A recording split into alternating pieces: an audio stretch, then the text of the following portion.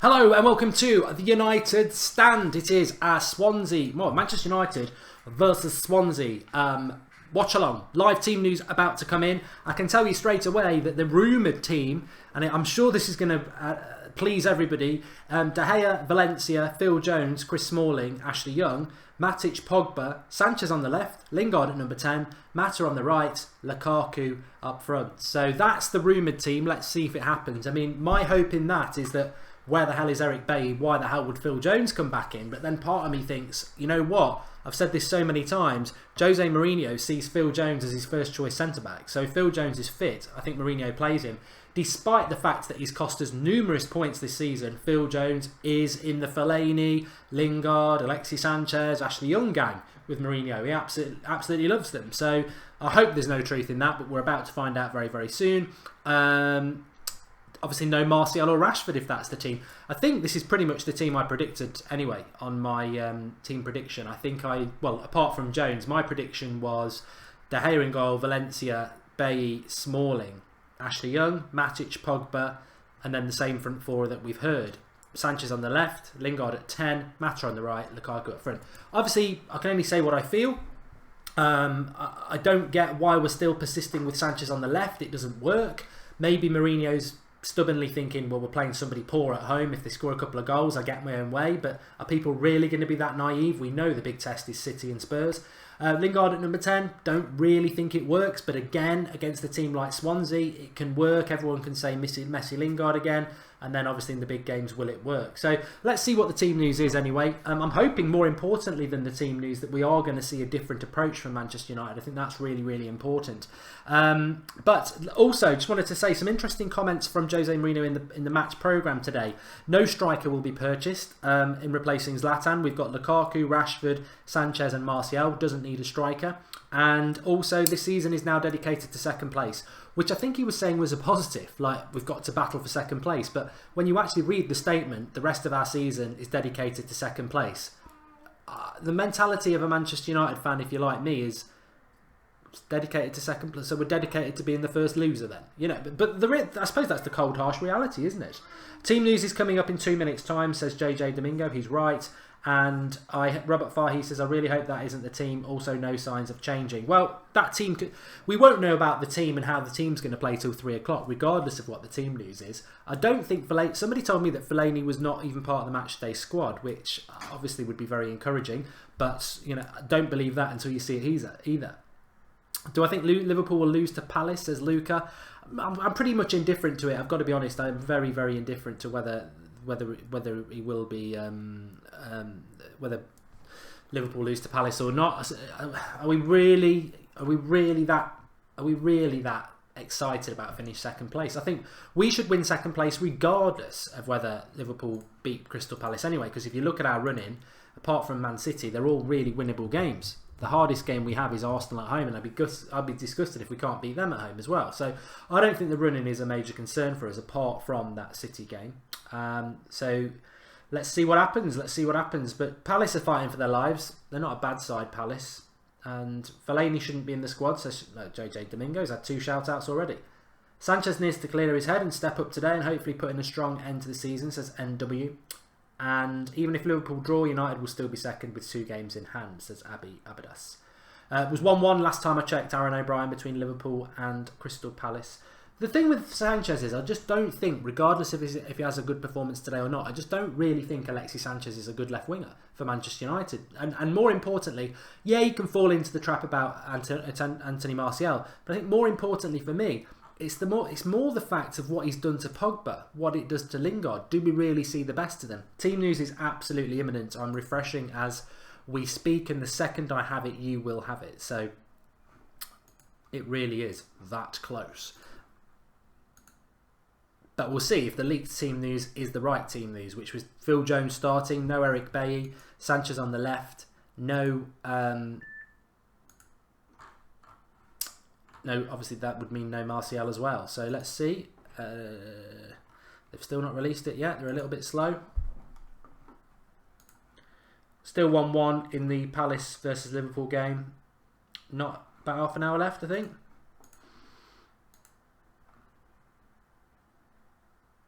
Obviously, thoughts with Ray Wilkins at the moment, not very well, former United player.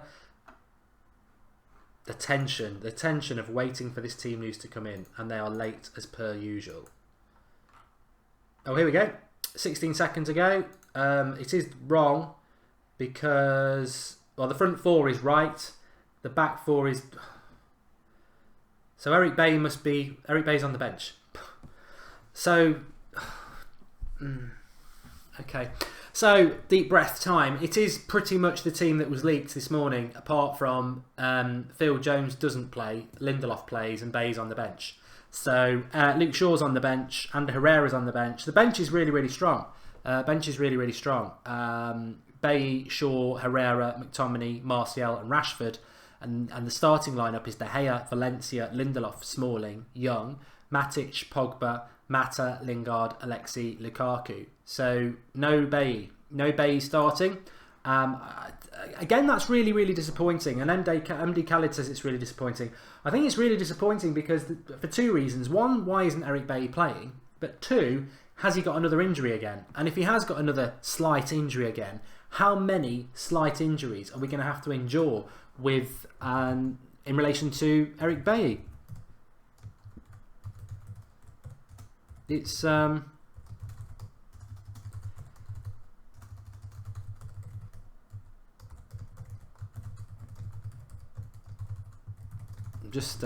going to get you the team news up as well, but let's get that out and have a look at the comments. Mourinho only cares about experience, says Bogdan. Bench is better than the first team, says Pravin. That was something that actually dropped into my head, to be honest, Pravin. The bench, again, does look very, very good. We do sometimes see that. I mean, we've seen different sort of benches with United over the last while. But let me just get the live comments and I can read that up. So the confirmed team, as I was saying, is De Gea in goal with Valencia as expected. Lindelof and Smalling as our centre-backs.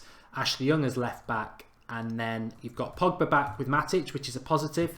Then the front four as predicted. I mean, I've got 10 players right then from the preview, didn't we?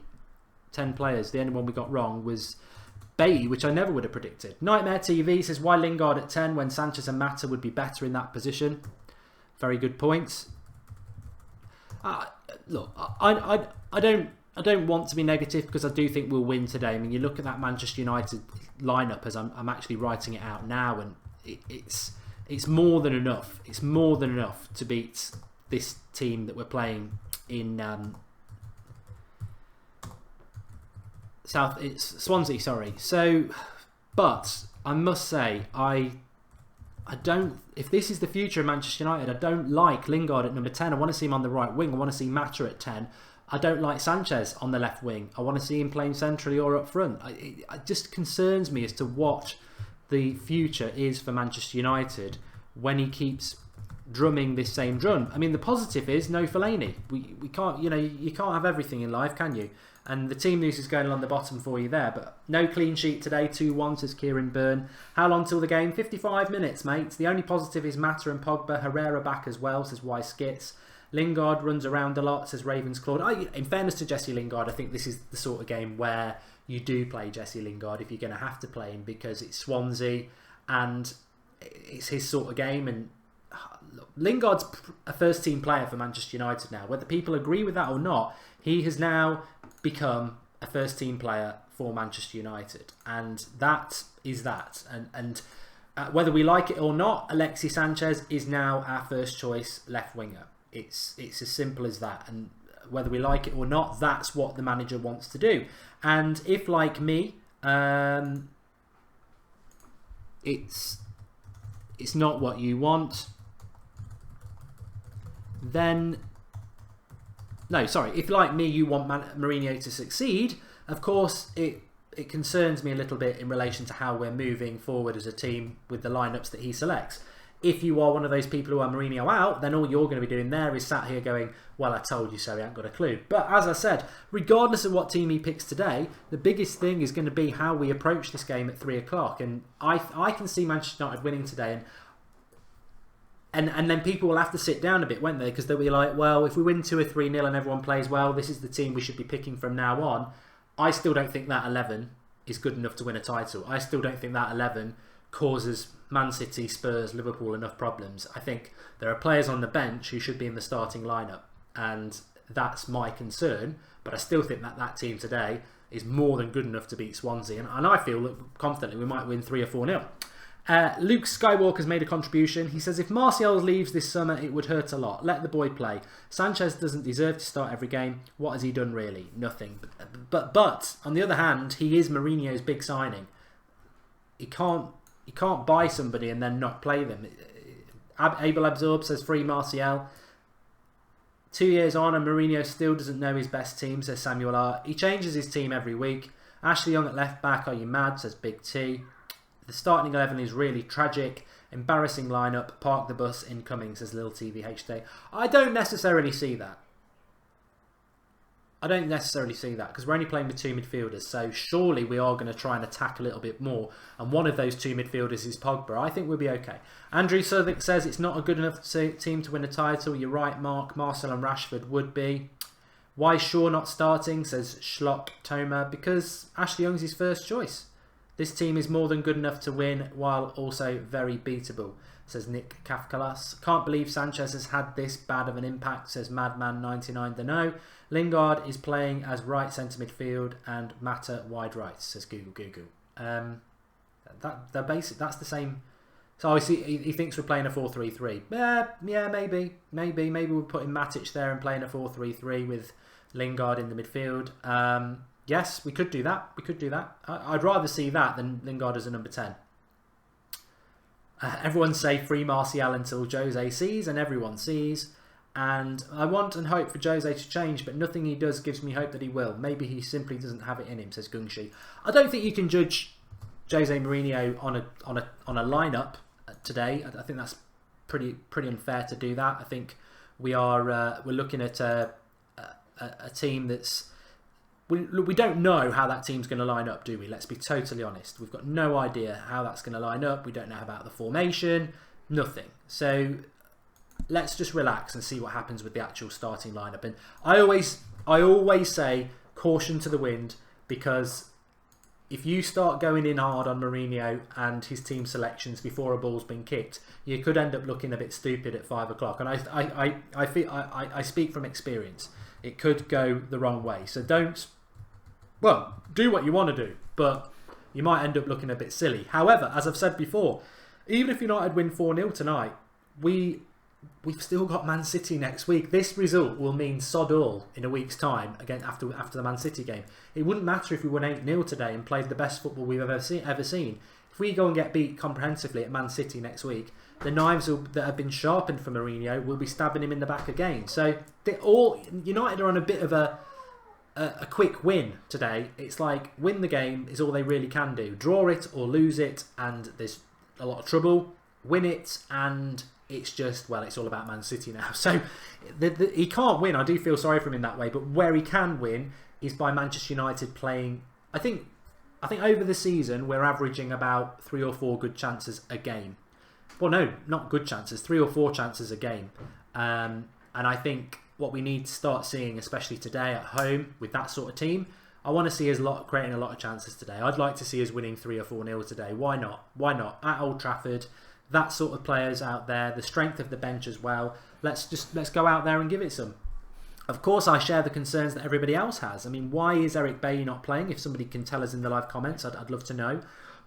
Ashley Young at left back, I just don't get that, but that's the way Mourinho wants to play. And Sanchez on the left is the one thing that irritates me more than anything. He's ridiculously stubborn about playing Alexis Sanchez on the left wing. And who's going to be really close to him as per usual? I mean, I don't know whether I've got the screen up to do it, but I haven't got it, unfortunately. But Pogba and Sanchez in each other's way again. It really just... hopefully that can be improved. These are professional footballers. Hopefully that can be improved. Anyway, Andy's joining me again for a few minutes to just give us his thoughts on the team news. Andy, how are you? I'm good, Mark. Yourself? Yeah, not too bad. I'm feeling quite positive about the... it's Swansea at home, so I'm feeling positive because I think we're going to win that game. What's your thoughts on the team news? It wouldn't be my starting 11. I think, Luke Shaw.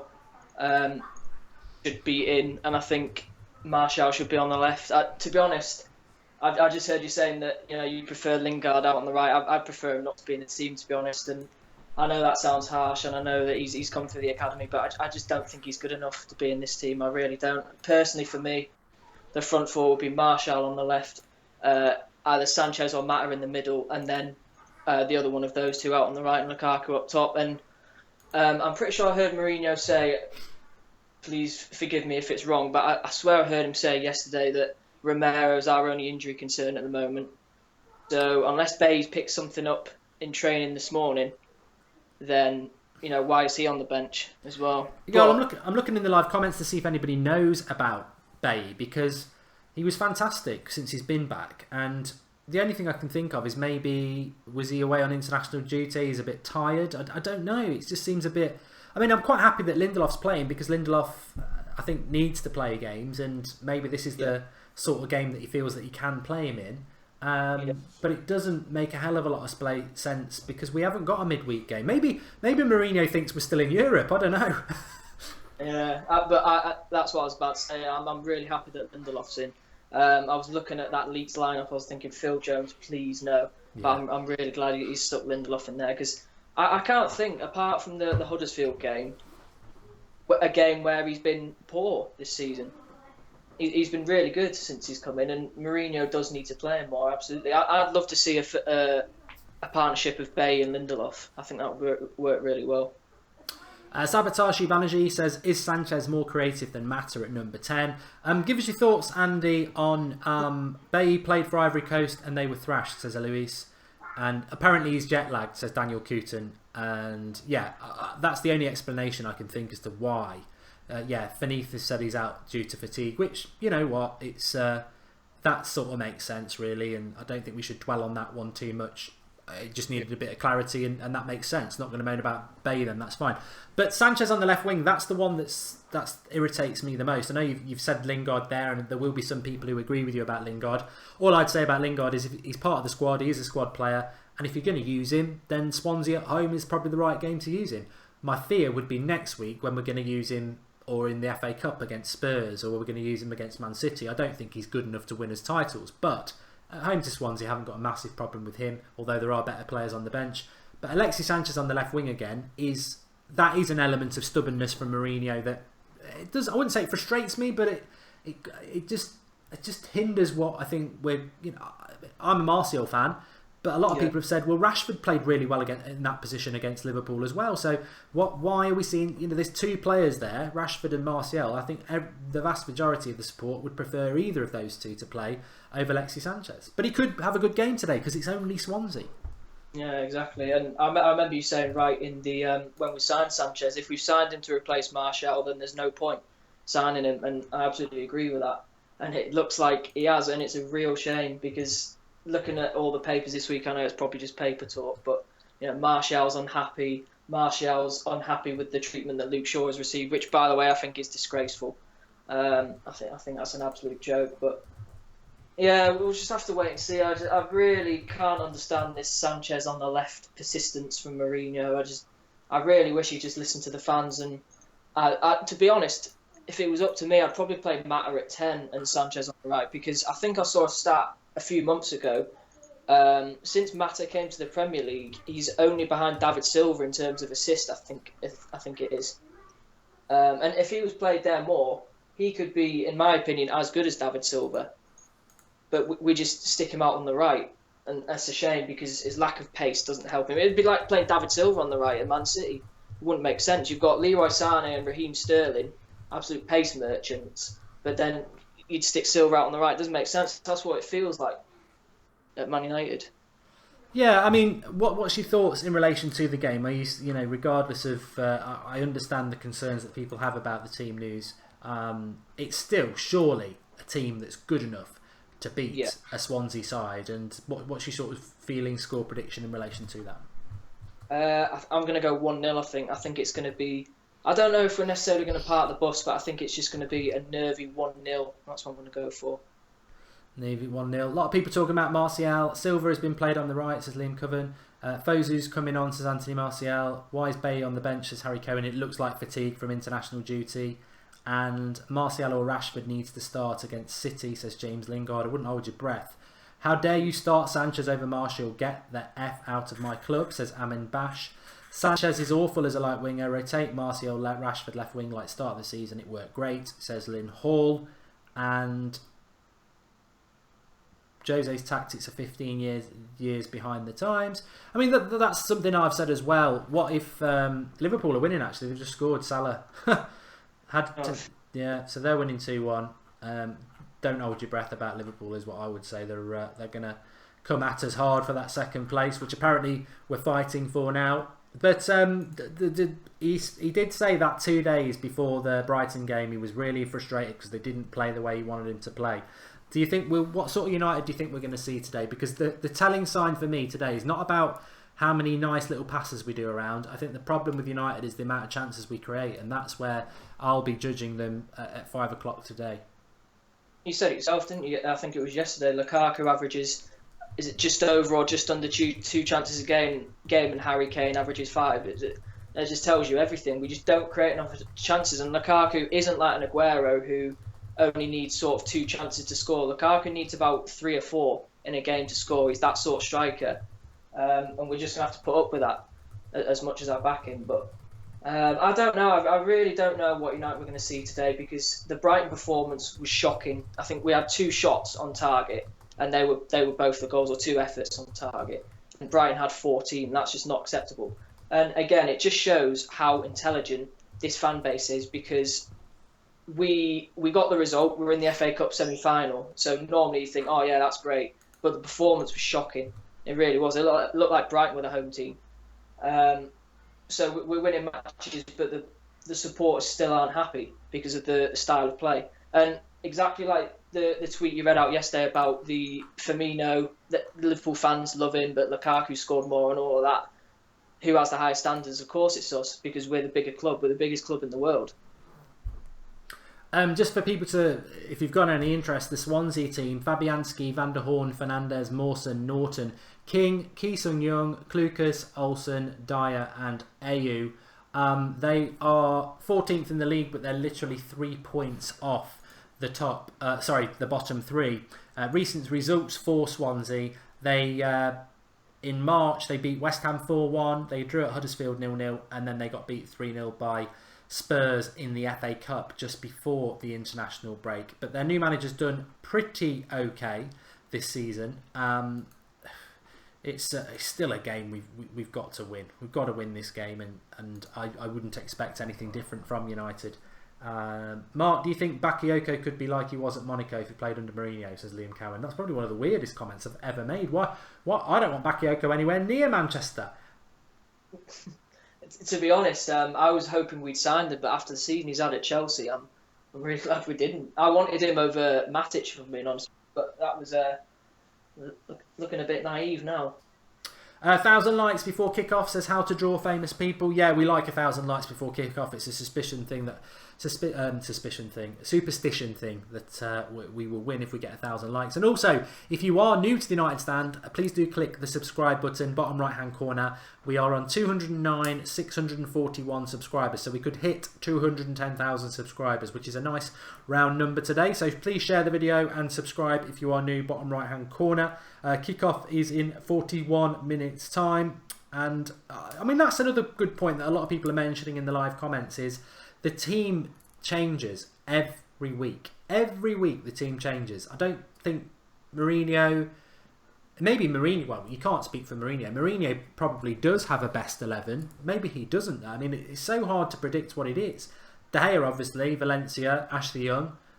I would presume Bailly and I think Phil Jones are his first choice centre-backs when fit. Matic, Pogba probably his midfield too. Sanchez is obviously his left winger. I'm not convinced that he knows whether it's Lingard or Mata, and obviously Lukaku up front. So maybe there's only 2 positions, but he does change the team every single game. Yeah, I'm sick of saying it. Just that is one of my pet hates with Mourinho, just changing the team constantly.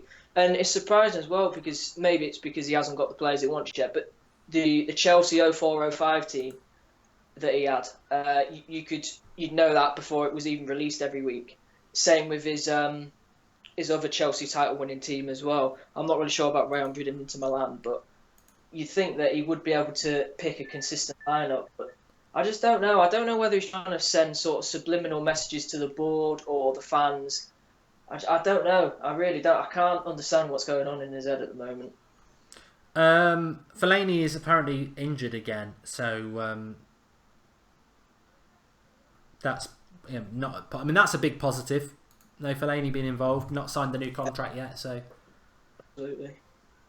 The fact that Ashley Young is recovering from a slight injury and he still plays him instead of Young sickens me to the core. Such a talented prospect who needs trust, and Mourinho always picks on him.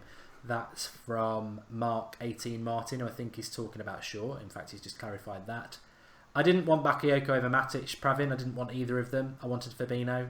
How many years take a tree to become? Ricardo Gomez. I think we should trust the manager one more season. Yeah, I agree with that. That's from CH Bablu. I don't care about the team if they play well, says Chocolate Cake 2001. I just can't see that happening with Sanchez on the left and Young. Scousers having amazing luck today. Palace are the better team, says Gary Wells. You make your own luck though, don't you? Liverpool Liverpool are on a high at the moment, even though we beat them a few weeks ago. It's ridiculous, isn't it? It's a bit what Andy was saying there. It's like, we do win. Sabatashi Banerjee says Jose plays Mata at right wing to make him ineffective. Oh, that would be sabotage. I can't believe he does that. I'm beginning to... Okay, thank you, Timeless Suja. That's good to know, but I can't read it out. He may not have the players he wants yet, but no excuse for leaving world talent on the bench, says Kevin O'Callaghan. I didn't want... it's a good bench, Andy. I mean, just for people who haven't seen the bench, disregard the keeper, obviously. Shaw, Bay, Herrera, McTominay, Rashford and Martial. That's a very strong bench. I mean, I would actually have all four, apart from McTominay, I would have Martial and Rashford and Shaw and Herrera in a United starting team for me. Oh yeah, exactly. And one of our sort of one of your really sort of concerns over the past few weeks is our attacking options on the bench, because we've only really had Rashford. But I completely agree that Martial should be starting. I think that's a disgrace, but at least he's on the bench and at least he's not injured. For me, he should be starting left wing every game. Yeah, well, the left wing is going to be Alexis Sanchez. I think, look, I do back Mourinho. I don't back that specific selection, but I can't be bothered to talk about Luke Shaw starting for United anymore. I think it's abundantly clear that Ashley Young is his first choice. Liverpool have won, says Dinesh. And also, I think Alexis Sanchez is his first choice left winger, and we just need to accept it. That's the way it's going to go. Jose Mourinho won't change, says Palash. And that was what I was going to ask you, Andy, as well. In relation to Mourinho, do you feel he will change, or do you think he will stick to the same sort of manager he's been at Manchester United so far? Quite a pragmatic, look at the opposition, set his team up to frustrate them, or do you think he will actually start doing what United's always been about, which is going on the front foot a bit more, taking a few more risks? That's the hope, isn't it? But I just can't see him changing. He is that stubborn. He's probably the most stubborn manager in world football. It's going to be his way or no way. That's what I feel. And I saw actually a video after the Brighton game. It was interesting because I remember you saying quite a lot, the reporters in this country are useless. Why don't they ask him any good questions? And I'll tell you what, they asked him an absolute further after the Brighton game. The video is on ESPN if anyone wants to watch it. And he was asked, why does he publicly criticise his players? And it's in the first 5 seconds. It's the first question of the interview. So he was asked, you could lose the players' faith in you because you are being honest. You are publicly criticising them. Is there a risk with publicly criticising your players? And Mourinho just simply answered yes. Then he was asked why he does it. And he says, without pressure, they don't perform well. And that was in that same interview, he slammed Luke Shaw, saying that he played very bad. And he had the look of, please, mister, take me off the field. So that says it all. He simply answered, without pressure, they don't perform well. That's why he publicly criticises players. But you cannot do that in the modern game. And if he keeps on doing it, he'll get the sack like he did at Chelsea. And I remember saying to you, I think it was about a year ago now, I don't think this is the start of it. But I think there will be a Mourinho meltdown at some point. And it's really sad to say, but I do think that's what's going to happen because he's going to overstep the mark. And we've already heard, haven't we? We don't know how true it is, but players are concerned with how Mourinho's treating Luke Shaw. You don't know, do you? No, well, I spoke about it on the show last night that I remember Mourinho saying on the US tour back in July that he'd never worked with such a strong group of players. They all get on and everything like that. And then, we're in March. Well, he's done it before this season, hasn't he? But March, he's calling players classless and that. So what's gone wrong amongst that squad, and who's to blame for that? We don't know. I mean, a lot of people will blame Jose, but we don't know. But I don't think that squad is together as much as he made out that it was back in July time. And the thing is, I look at, I'm always reading the live comments, and it's I wouldn't like to put a percentage on it, but there's a lot of people very frustrated. They have been since the Sevilla game, and it's not abating for some fans. And that is I was saying, regardless of what happens in this result today, unless God forbid we lose or draw, even if we win this game, it won't make any difference. Liverpool are still 2 points behind us if we win, and we've got Man City next week, and Man City, as long as they beat Everton at 5:30, they will win the title next week unless we don't get beat by them. And if they do that, and they're running around their pitch celebrating the title at 7:30 next Saturday night, then United fans are not just going to go, oh well, it's all right. The knives will be out for him again. So I don't know. I just think hope is the word I use in relation to Jose. But the lineup today hasn't. I wouldn't say it's left me hopeless. I think we'll be fine. But I had hoped that we would. I had hoped we'd see a couple of different players playing than that. I didn't, I wouldn't have played Lingard. I would have played Herrera if it's a midfield three. And I wouldn't have played Sanchez on the left wing. I would have played Rashford or Martial, and those two changes would have made me feel a lot happier. But this is the team that Mourinho wants to play. I think this is pretty much Mourinho's 11, apart from Bailly, and we can like it or not. But if it works, it works. I don't know. I think Alexis Sanchez to me looks like an error. It really does look like a big error, but hopefully I'll be proved wrong on that. I mean, what's your thoughts on the Alexis Sanchez signing in general? I mean, he's a very good player that we've just not seen the best of yet. Yeah, I don't think any of us could have predicted, though, to be fair, could be how it would turn out like this. We saw what he did at Arsenal. I think he got 30 goals last season and 20 in his two other seasons at Arsenal. So looked like a fantastic signing. But as you said, if we're signing him to replace Martial, what is the point? It all started off with that Spurs game, didn't it? He's played Sanchez on the left, and he's played him there pretty much ever since. So it's a real shame. And to be honest, I wouldn't blame Martial if he wanted to move this summer. I'm hoping to God he doesn't. I'm hoping to God he signs that new contract, because I know we've got the option of a further year, but we don't want to find ourselves in Arsenal's position. Yeah, and also I think we maybe have got to that point with Anthony Martial as well, that a lot of people haven't maybe registered, is that Martial actually is in a possession of strength now. A bit like maybe Luke Shaw's waking up to that. Obviously, I think they want to be successful at Manchester United, because pretty much most clubs you leave from Manchester United will be a step down. Maybe not in relation to what you're winning, but the size of the club, the fan base, it's just different playing for Manchester United. And I'm sure Martial and Shaw want to be successful here. But also, on the other hand, I think that there's so many Manchester United. I know there are Manchester United fans who don't rate Martial and Shaw, but there's a lot of fans who do rate Martial and Shaw, and that goes hand in hand with a lot of other big clubs will rate Martial and Shaw. And if you're Anthony Martial and Luke Shaw and you're not being picked, and you think you should be, regardless of whether you love playing for Manchester United or not, if you can go and play regularly for another big club, you're going to do it. And I think that's what's happened with Martial. I think that whether there's a contract on offer or not, I think it's like, well, you know what? I'll go elsewhere, because actually, what are you doing for my career anyway? I bust a gut this season. You go and sign somebody for my position. And effectively, that is, we can dress it up however we want, Andy, but Alexis Sanchez has been bought in to replace a player who'd won Player of the Month 3 times before that. 3 times in 4 months he won Player of the Month. And then our big signing in January was a player to replace that player. Exactly. And again, as you said, it further backs up his preference for experienced players. Nemanja Matic, 29, I think, when we signed him. Alexis Sanchez, 29. To be fair, Pogba was only about 23. But yeah, he's. I don't think he's going to buck that trend of going for younger players. And again, he prefers a 32-year-old Ashley Young over a 22-year-old Luke Shaw. I know he signed Bailly and Mkhitaryan and Pogba, to be fair, are sort of early 20s, mid-20s.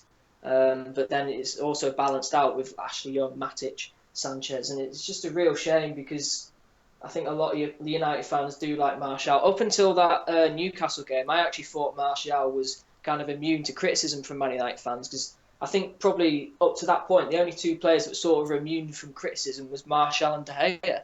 And I think the only person now who is immune from criticism is De Gea, and quite rightly as well.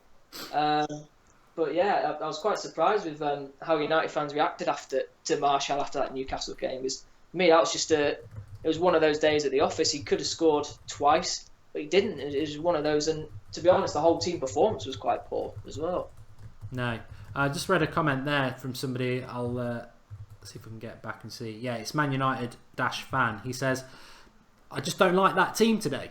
And I think there's a few people feel like that, Andy. I mean, when you look at that team, I look at that team and I never really criticise the starting lineup because you never know what's going to happen and they could win 7 or 8-0. But you sort of got to wait till full time. But actually, I don't really judge Manchester United on a home game against Swansea. I'm sort of...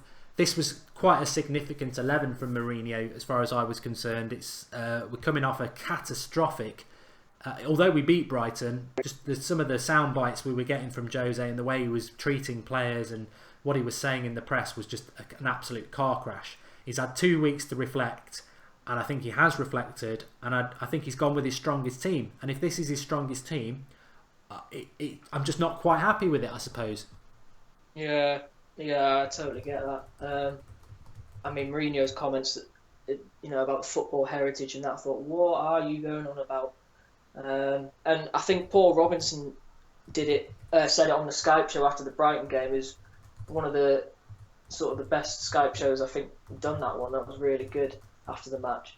And he was saying that I think he said that Mourinho's trying to take the fans for mugs because I think he's Mourinho out now.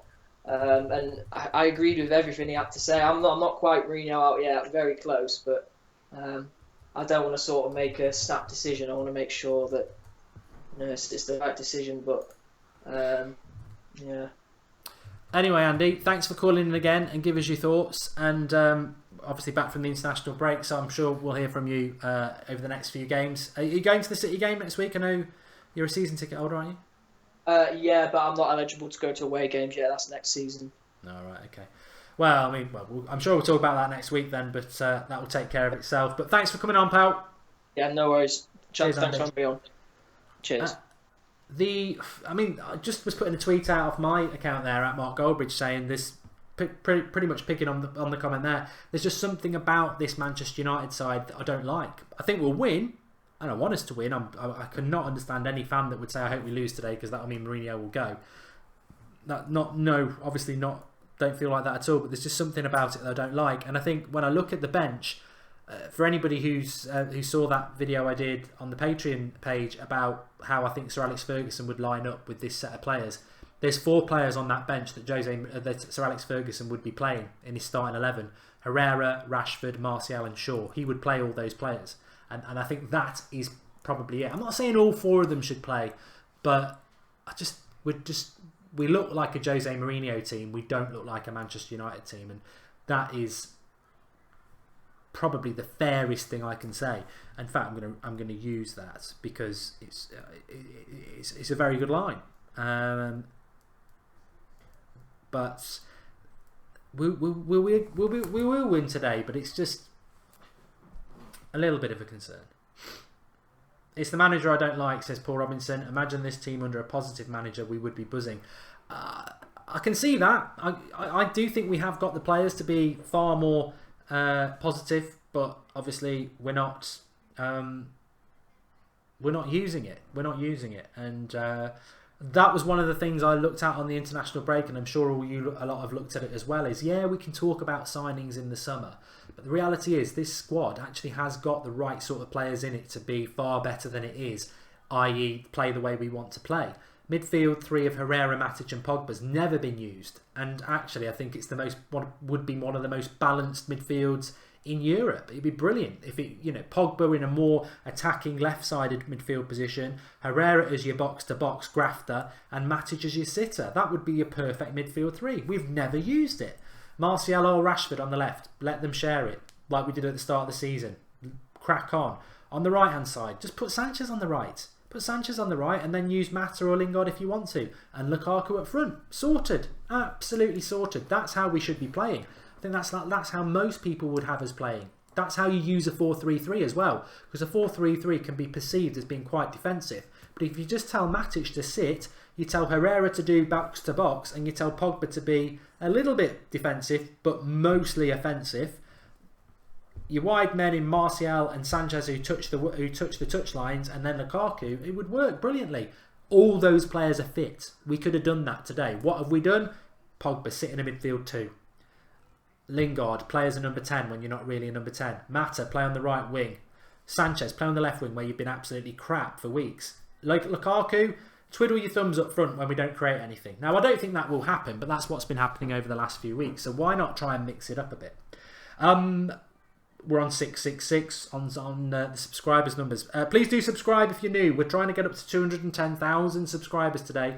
So subscribe to the channel, bottom right hand corner. We've just gone 667, which is good. Yeah, if you are new to the United Stand, fantastic community. You can see in the live comments, really vibrant, intelligent set of people who really, really care about the club and say what they think. And that's what the United Stand's all about. We are live all the way through till full time. Then we are live for an hour afterwards with a Skype call in where you can Skype in and have your say. And then we've got fan cams from Flex who'll be interviewing the fans after the game, and they will be going up this evening as well. So lots and lots to get involved with the United Stand. Make sure you click your subscribe button and get your bell on. We are... let us know where you're watching from as well. Let's get that done. David Alarkey says, why so negative, Mark? It's that team selection is very good. You know what, David? I don't disagree with you. It's just not the team I would pick. I think we'll be fine today, and I hope it really, really works out, because actually competition for places is really good. And if these players... The positive I would say is if you're not happy with that team, look at the bench. The bench is really good. If you're not happy with that team, you're not happy with that team for reasons. Like, I'm not happy with that team because I think Sanchez has been a waste of time on the left wing. If he suddenly plays really well today, we benefit. If he doesn't play well today, you bring on Martial or Rashford. Positive. If Lingard is crap in the number 10 position, then somebody else comes on. Positive. If he's really good in that position, positive. So you can flip it around that way and hope that the most important thing in this game is, do United go on the front foot? Danny Dobson's made a contribution. Remember, if you want a definite readout, there's a super chat option on the live comments. Click the $sign. If you do contribute, make sure you give us a question. Thanks for doing that, Danny. He says, getting so sick of Jose never picking the strongest team possible. If we don't win today, I'm going to be very, very annoyed with him. He's got to win today. He can't not win today. We've got to win today. We have got David Cowie. He's watching from Melbourne, Australia. Abdullah is in Minnesota. The Diamond Hassel is in Malahide. Jack Lundmark is in Sweden. Man United fans in Norway. Aquilus Halusian is in Baghdad. Loret Masango is in South Africa. Uza Arma is in Pakistan. We've got Jill in India. We've got another South Africa from Carl van Bloemstein. France, Lich Calotte. Nice. We don't normally get France. That's nice. Shout out for the French. India, Dinesh, 710. Telling us the time as well. Obviously knows his stuff. Pogba will score today. We've got Ireland, we've got Sydney, Australia, South Africa, Indonesia, the Indonesia Massive, Ireland, Jamaica, Pakistan, South Africa, Jamaica, China, Dubai, India, Sydney, Netherlands, Dandager, China, Toronto, Kenya, Dublin, Sweden, Somaliland, Canada, Barbados, India, Essex, Ghana, Jamaica, Ireland, Melbourne, Singapore, France, again, Norway, Cape Coral, Florida, Jamaica, Nigeria, Melbourne, lots of people. Kuala Lumpur, Malaysia. See, global fan base, global fans, fantastic as you all are. We're closing in on 1,000 likes. Make sure you do drop a like on the video. I must just remind people as well, this is a 3 p.m. kickoff in the UK, which is always very problematic because it's not on the telly over here. We have a ridiculous thing in the UK where you cannot legally watch a match of football at 3 o'clock. They have a blackout period between, I think it's 2:30 and 5:30, where no football games can be shown in the UK. Not just in the UK. If La Liga had a game at 3 o'clock, Sky wouldn't be able to show it because there is that blackout period where you can't do it. So we've got Jared coming on for the watch-along. He's based in America, so he will be watching that game. I think it's on NBC or something like that. So we've got him coming on, which is great, and they can update you with that. I will obviously be keeping an eye on everything, but can't watch it apparently. So 1,000 likes yet? No, says Jazzy now. Twilight Zone, says Byron Plays. So big game for United though. Hopefully we will get the win. I think we will do.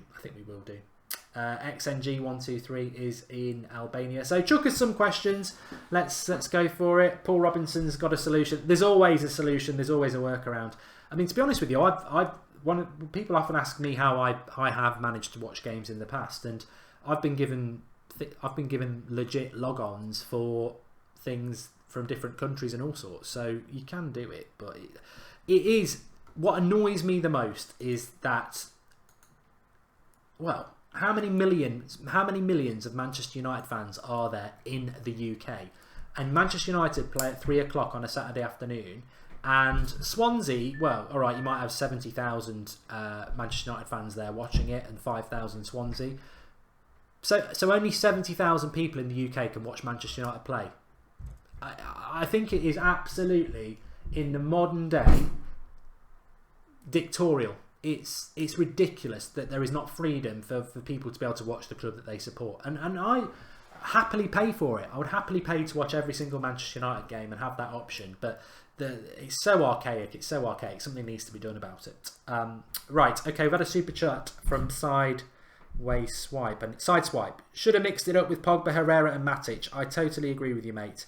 United aren't on TV anywhere. Bloody ridiculous, says Sebastian United. Yes, they will be. They are on in America, and I imagine they're on in Ireland and other places. Let us know where you are and whether your country shows it, because I think that is important. Sideswipe made another contribution as well, and we've also had Neymar TV. We had him. Why Lingard at 10 when Sanchez and Mata would both be better there? Well, yeah, very very good point.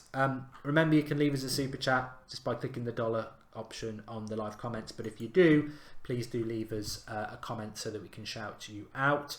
A little bit slow this afternoon, isn't it? I hope there's not a lot of lethargy around Manchester United and what's going on. We want to let's get this party started. Let's click the share button. Let's whack that like button. Share it out on your social media accounts, Twitter. Everybody, there's 3,000 watching. If everybody clicks the share button and shares it on Twitter and Facebook, we'll get a bigger audience and we can pass that 210,000 subscriber mark. I really want to do that today. If Manchester United aren't going to perform, let's perform as the United Stand community. Let's get over 210,000 subscribers. I want to see us past 209. Feels like the early stages of 200,000. Let's get past 210 today with a bit of positivity, and let's go for it. Let's go for it. It's on in Norway, says Tage. Give us your score prediction, says Simon Otwell. I'm going to go with the standard boring 2-0. ESPN Malaysia in Thailand, says Rika Minlove. And somebody said to me there that it's not on in Ireland, which is ridiculous. It's on BN Sports. Davia Singh says, in your opinion, thanks for the contribution, mate. In your opinion, what is the single biggest problem with the current United side? I'm from India and we're able to watch the match on the telly. Back of the net. Well done. The biggest problem with Manchester United for me at the moment is I can nitpick about Sanchez playing on the left, but the reality is, all that really matters, let's pretend that he picks Herrera, he picks Martial, he picks Rashford today, he picks Luke Shaw, but we still play this pragmatic, conservative football. That doesn't solve the problem. I would rather he's picked the team today, which probably has 2 or 3 players that I want to play not in it, but we play the right way. Are we going to go on the front foot? That is the most important thing for me from today, and that is where I will be judging it from. I'm not watching my team until Martial and Rashford are subbed on, says Romando Coleman. Might be waiting a while. Hazard, Ross is there. Oh, shout out to Ross. He says, Martial not starting and the fanboys meltdown. Always got an opinion, Ross, and I think he's obviously very happy with the team by the sounds of it. Robin Rum has made a contribution. Thanks for the amazing show, Mark. You are the man. You are all the men and the women. Don't ever think that the United stands about me. It's not. The manager is the single problem, says Jake Holthurst. I just wanted to say, and I'm sure Ross would agree with me on this, wait till 5 o'clock because I think we'll win. As Abdullah says, it's return of the 4-0 FC tonight. I can see us absolutely batting them. I agree. In fact, I so much agree. I'm gonna tweet that out. Can see the return of 4-0 FC today.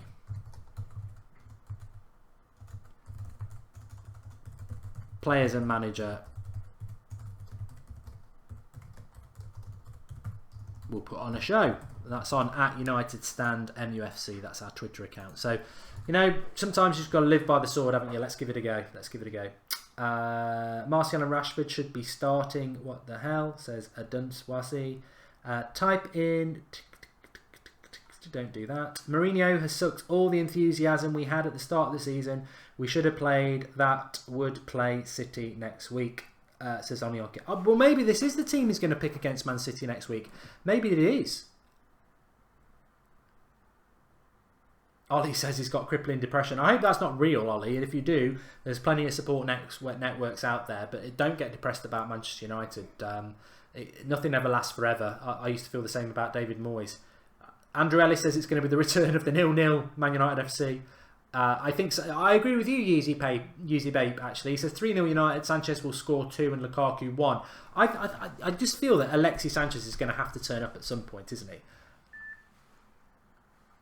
Lynn Hall says, I agree. Ridiculous that millions of United fans still can't watch United live on TV. Makes no sense. I'd subscribe in a second for every United match. Clubs losing millions we'd spend on players. Yes, Manchester. I've always said that as well, and Lynn's spot on. If Manchester United offered a service, or Sky or BT or somebody like that agreed a TV deal where a fan can literally subscribe and pay to watch every single game that they're, like a TV season ticket, then they'd make millions. Because I would happily pay 30 quid a month for that. Happily pay it to get 7 or 8 United games on TV. Legit, I'd happily do that. I mean, people do it anyway, don't they? We know they do, but it is an odd situation.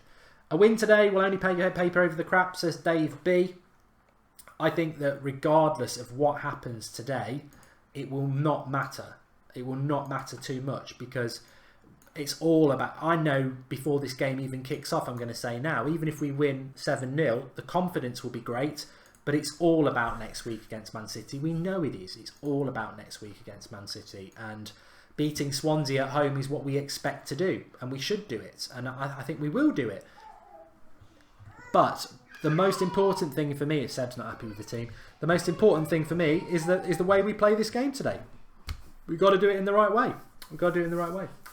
We haven't scored 5+ goals in a match for a very long time, says Keshav. I thought you were going to tell us how long then. I can't even remember the last time we scored that many goals. Don't you think Mkhitaryan was poor, but as a team we played a more attacking system with him, says Jake Holthurst. A good point. And what do you think of the comments being made about Martial saying that he should believe in himself more to become a world-class player, says Marco. But I just think very quickly in relation to Martial, and I know it's a bit of a controversial point, but in relation to Anthony Martial, when you look at what he's achieved this season, it's infinitely better than last season, and all you can do each season is progress and improve. Look, he won. I'll keep saying this till the cows come home because people don't want to listen to me, but he's won 3 Player of the Month awards this year.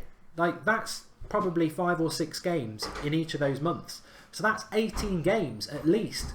He's been judged to be the best Manchester United player this season. 18 games is coming up for 50% of our games. So he's really, really improved a lot this season, a lot, and I'm pleased with him. I just think since Sanchez, I would have to agree with everybody else, he's not been so good. He's not been so good.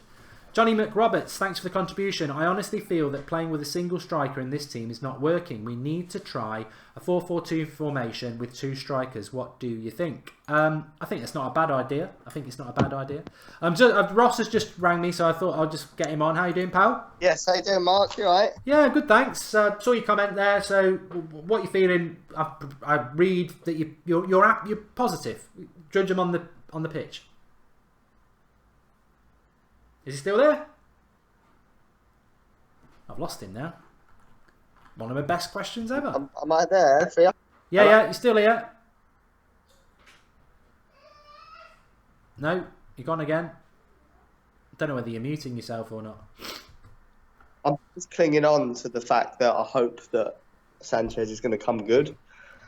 I think it's been quite a while. We've seen substandard performances from him, but we're hoping for the best out of him. I think it's going to happen today. And do you know what? I think that Martial's, most of his best performances have come off the bench anyway. So I'm absolutely calm. And like you said, mate, return of 4-0 United. I think it could happen today. And hopefully a hatful of goals for Lukaku. I think we're just in a difficult situation because you've got your people who are, I hate using the word, I like to call them Mourinho doubters because I can't believe people are Mourinho out, but let's be generous and call them Mourinho doubters. And they are going to be doubters regardless of what happens today, and quite rightly so. I mean, I'm a Mourinho in, and I'm sure you are, Ross, as well. But beating Swansea today shouldn't change people's minds if they are a doubter anyway, and I agree with that. You've got to be convinced over a period of time, and we know we've got that game against Man City coming up. But I do feel that this is probably Mourinho's strongest 11 now. Sanchez is obvious, this is his left winger. He wants to start Lingard. Matters seems to be consistently starting on the right. Pogba's back in. Matic is obviously there. We know Ashley Young's his first choice left back. I imagine Bailly would have played if he wasn't jet lagged. This is probably his strongest team, and I think that's. I mean, do you agree with that? Looking at what's on the bench. I do, yeah. I'm pleased that Matt's starting. I think he's been our most consistent player in 2018, to be honest. I think he's been so consistent, and when he plays, we seem to win or we play well, and we really miss him. We miss his movement and his creativity as well. It's just this Sanchez thing, isn't it? I get why people want Martial to start. I get it, but I just don't get the meltdown when he doesn't start. I just think, look, play it calm. Let's hope that we see the best out of Sanchez today. Martial's played plenty of games this season and will continue to start plenty of games. I just want to see the best out of Sanchez. And we all know there's a world-class player in there. Mourinho's just got to find it. And I think he has to find it as well, because I think if he doesn't, there's going to be this transfer doubt that if you go and play for a Jose Mourinho team, that regardless of who you are, you're not going to play well. And I think that's hanging over Jose's head at the minute. And I think he almost feels forced to try and find the best out of Sanchez, because if you don't, you're only looking over the road at Guardiola thinking, what would Sanchez have done to that Man City team? And he'd have probably played phenomenal. So it needs to solve that problem for me, to be honest. Yeah, I'd agree with that. I think also there's a lot of people saying that Martial will leave. I think that's a good point, Ross, that if he did leave, it could look bad on Jose, the same as Luke Shaw, really, because it's like what Jorginho said this week about styles of play, isn't it? So I think Mourinho will be fully aware of that himself, that he's got to get the best out of them. And actually, from a Martial point of view, if we are going to see a more attacking United today, then you want to, if United come out today and play more attacking and create more chances, then if you are Martial or Rashford, you're going to be thinking, I can't wait to get on there, because I think the big problem that Martial's had and Rashford at some points is that they start games and we're just this very conservative team, and people say, oh, Martial's been crap, or Rashford's been crap, or Lukaku's been crap, and actually you pull them up and say, how many chances did they actually have in that game? How much ball did they actually get in the final third? And I think regardless of who the starting lineup is, they're on the bench, and if we are more attacking and we take more risks, that's going to benefit everyone anyway. Yeah, definitely, mate, definitely. And lastly, just to sort of not contradict, but give a second opinion to what you're saying earlier about 3 o'clock kickoffs. Oh, yeah. I do kind of agree with with what they do with it, because I think that we're blessed in this country by having full stadiums pretty much everywhere, unless you're the blue half of Man City.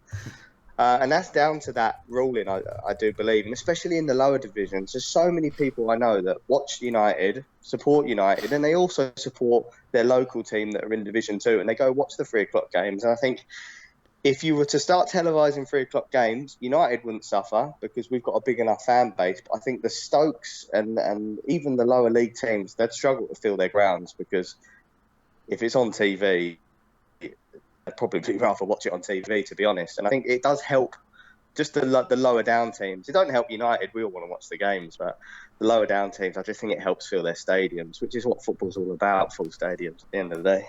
It's a good point, Ross. And actually, you know, we've got Jared coming on in a minute, who's in America watching it anyway. So it's not like we can't keep up to date with what's going on with it anyway. And as everybody knows, there are ways anyway. So thanks for popping on, Ross. I don't know whether I enjoyed coming on, Mark. And I'll have to pop on soon, mate. Yeah, drop me a message. You're always welcome, pal.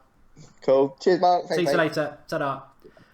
Nick Andrews has made a contribution. If we get Bale, Martial will go. He'll have to give up his number again and will feel like he's being pushed down the pecking order, says Nick Andrews. Look, I'll say this now. The game is, 4 minutes away from kickoff, and we have to focus on that now. But if Martial goes and we get Bale, I won't be happy. You know, I can only be honest about that. Anyway, we're 4 minutes away from kickoff. Please do hit the like button. We're still 121 likes short of 1,000, which is pretty poor. We're normally blasting through that. We've done it in the first 10 minutes of a show with 50 minutes to go before. So do click that like button in the bottom right hand corner. And also, we're struggling for the subscribers tonight. This afternoon, click the subscribe button. If you're not a subscriber, subscribe, bottom right hand corner, click the icon there, subscribe, get involved with the community. We're live every single night at 8 o'clock. We've got an after show today where we're taking your Skype calls about anything. Obviously, a lot of it will probably be about the game. And also, share the video. Please share the video. Let's get as many people watching as possible, subscribing and grow the channel. Jared, how are you doing? Great. How are you, Mark? I'm good. You're all set there. You're in the fortuitous position, Jared, there in the US of A, legally able to watch Manchester United play, whilst everybody else in the UK and Ireland, it seems, is stuck messing around with God knows what, trying to watch it, or radio, or on the United stand, getting it from your tongue. So you're all we still don't know there? who has the better deal there. You are? We don't know who has the better deal until this game starts. Yes. We may get better entertainment from the live comments, to be honest. But give us your thoughts on the team news today. I think it's the same topic we get frustrated about. I'm frustrated about Martial. I'm not frustrated about Shaw. So I think I have to separate the two now. And if you're going to pick people to get upset about, Martial's worth getting upset about. Pogba's worth getting upset about. I think I've cut the line with Shaw. So I'm interested to see. Maybe Martial goes back to being a super sub for a bit, but in the end, I have to think his future is here, and I hope it's here. So I'll give Jose a shot with this game. It's Swansea, you know? The next week is the big game anyway. We know. Leon, you're in. Don't embarrass. I think we caught a little bit of Jared there on his stream. Hopefully I can just sort this out. I'm sorry, it's just all gone a bit Pete Tong there, Jared. Let me just get this all sorted out. So, team news for this. I've got Andrew joining me as well. Andrew, if you just bear with me for a moment while I sort this out. Can everybody still hear me? Yes? Okay. Let me... I'm just messing around with the audio a bit so that we can get this sorted out.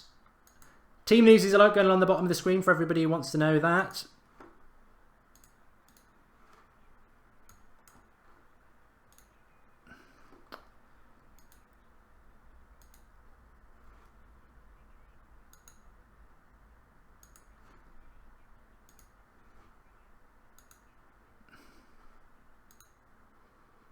Right, are you still with me, Jared? Okay. Let us know when we kick off, and then I'll start the timer for everybody as well. Oh God. Good to go. Okay, Jared's there now. So Jared's watching the match in the America for us. And it's kicked off, so let me sort out the timer for you. So keep us up to date with what's going on. Of course.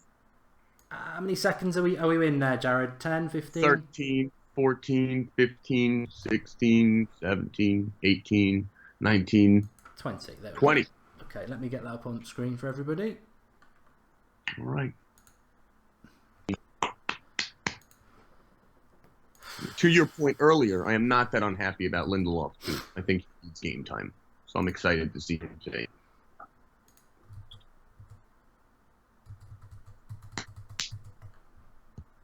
So, aren't you all lucky? You get Yanks today. well, this is the great thing. We were talking about this week. This is the great thing about the United stand and the global community, is that there's always somebody who can watch Manchester United properly, and you obviously are able to do that. Yep.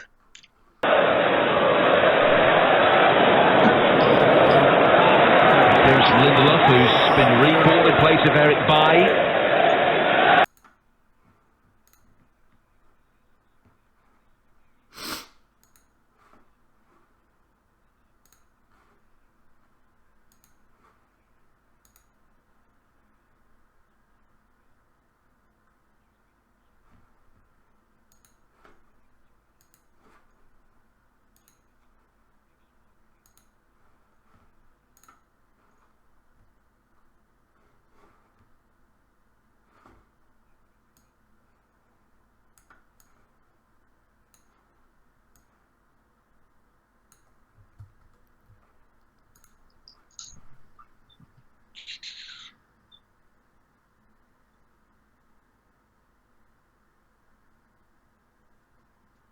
Rich Kid says Josh says slow start. Yeah. There's a few people in the live comments who are watching the game, so keep us up to date with what your thoughts are. New York, Clever Clog, says Mini Diver. And they're already having all the possession, says John Sherrell, in relation to Swansea. Yeah. Kind of interesting, Pogba still has blue hair. I don't know how I feel about that. French, isn't he? Yeah, should have been red. All right.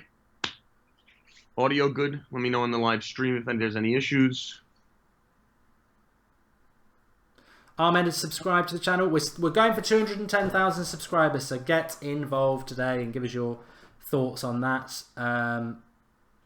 But I mean, what you'd be looking for today, Jared, is that Manchester United do go on the front foot a little bit and create some chances against Swansea, because that is the thing for me. It's the lack of chances that United have made in every game probably since we were 4-0 FC. We don't get on that front foot. But today, Jose's on a winner, really, because we are the team at home, and there are more attackers on that pitch than defensive players. I mean, Pogba and Matic is the midfield, and Pogba's an attacking player. He's going for it. Definitely. So, again, they already had a nice shot. Sanchez couldn't connect, but at the same time, you can tell that they're moving the ball up quicker. Like I said, I think they're going to attack this team. So, let's hope for 4-0 FC, but not 3 goals in the 80th minute. Here we go. Young with the cross. Nice cross, though. Got a nice little setup going. Matic to Pogba. I love seeing Mata play. So composed. Lingard, beautiful pass to Sanchez, to Lukaku. Go! There we go! Romelu Lukaku with the goal. Talk us through it then, Jared. Can you hear me? Yeah. Nice goal. So how talk us through the goal? Beautiful goal, set up by Sanchez, kick to Lukaku, who kicked it beautifully right over the goalie. Little dinker. Nice win, nice goal, great start. Go United. Yeah, well, this is the thing. You know, everyone moans about the team, and 1-0, Lukaku. Good build-up play. And set up by Sanchez. Perfect. Perfect setup by Sanchez. So important for his confidence to get a goal today, too. Lukaku, well worked goal. Yeah. It did deflect a little bit apparently, but nice little interchange between Lingard, Sanchez, and then Lukaku. Amazing, says NW. Yep. Can't complain. 100th goal, says Mustafa Khan. And this is the thing, though. I mean, how many minutes are we into this game? Let me have a look at my tiki-taka. 5 minutes in, create a chance. Just shows you what happens when you go for it a little bit, doesn't it? I mean, Lukaku in previous games might have had to wait 85 minutes for a chance. Just shows you, doesn't it? And he's converting these chances at a much higher rate than I feel like he used to. It's nice to see he's fit in this team like a glove. And the people around him are giving him service fine. So, keep it up. But 1-0 against Swansea is where we needed to start this game. And in 6 minutes in, I feel comfortable right now. They're playing well. Lingard's composed. He's got a nice little pass to Mata. Oh. Offsides, I believe. Mata's looking good, too.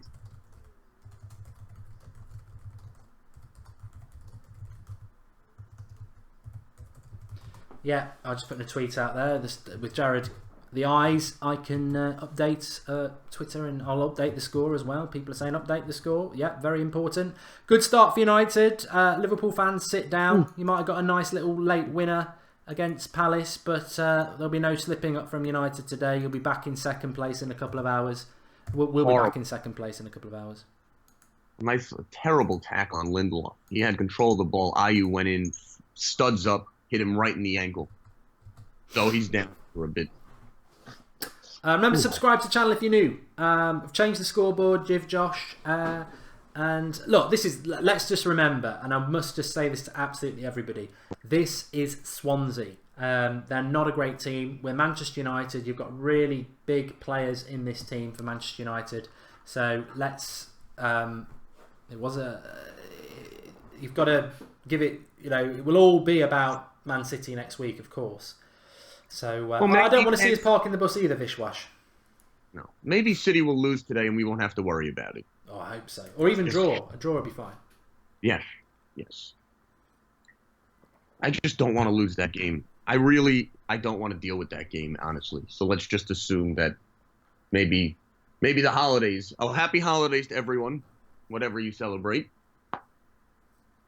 So, good for that. And yeah, I mean, I think you have to decompose Swansea right away. And to get a goal so quickly is exactly what we needed at home. I feel like if we can get another one quick, we could wrap this up the right way. And a rout would not hurt. Duke Dolman says, today we fight for the right to spoil City's party. Stand up, you Red Devils, and show us you are ready to fight for the badge. And there was a comment here from... I may have missed it now because it's whizzed by. But basically, I think it was St. Columbo who said, good to see us pressing and passing forward. And this is the thing. It's like there will be that flip side of the coin no matter what happens today. If we do produce the really good result and a really attacking performance, there is almost a sit-down Mourinho element to it, because it's like, well, why haven't you been doing this? Because we know we can do it. That's why people moan about it.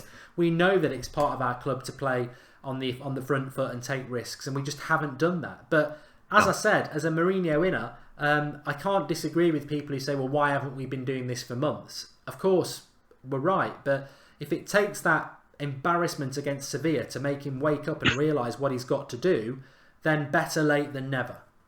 100%. And to your point before, you remember that when we lost the Aguero situation, a 90+4, and then Ferguson said, you'll remember this forever, and look at what happened next year. I have to hope that, God forbid this goes wrong next week, that happens the same exact way for us. Because you can only take... There's going to be a lot of negativity around the club if it does happen. We hope internally the team stays positive. But I think if Sevilla didn't happen, it wouldn't be as bad. So... Just on Lingard, there's a few people asking about Lingard. Is he playing as a number 10 or is he playing in a midfield 3?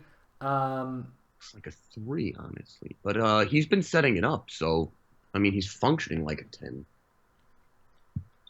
I mean, for me, for Jesse Lingard to be a number 10, which I don't think he is, I think he's a winger, he's got to massively improve on his his first touch and his ability to move the ball around 5-10 yard passes, 1-2s, intricate play, eye the needle passing. That's what he's going to improve with, because I just haven't really seen that in his game. But if he can do that, then maybe he can prove people wrong. But for me, he's a squad player, but obviously he's playing very well again at the moment. Beautiful pass by that squad player. Oh, Lukaku. Oh, beautiful save by the goalie on the fingertips, and Sanchez missed the rebound by an inch. But they keep going for it, and they look confident. This team looks confident. Well, there's a lot of people saying that. Good ball from Lingard, Ben Smith. It's a different United, says Joe Caprice. Beautiful play by Pogba. Stole the ball, fought back, tracked back. Who knows? Maybe things are changing. Well, it's a different United, which is what we wanted. Mm-hmm. And look.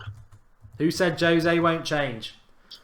Look, and I don't know what people are going to come back with. They're going to say, "Oh, it's one game. It's one game." Of course, it's only one game. But you've got to change. You've got to step forward, even if it's an inch. And it sounds like that's what's happening. But Walid straight away, it's Swansea, mate. Of course, I agree with that. And Karen Bansai says Pogba is looking lost. No reason to play this deep.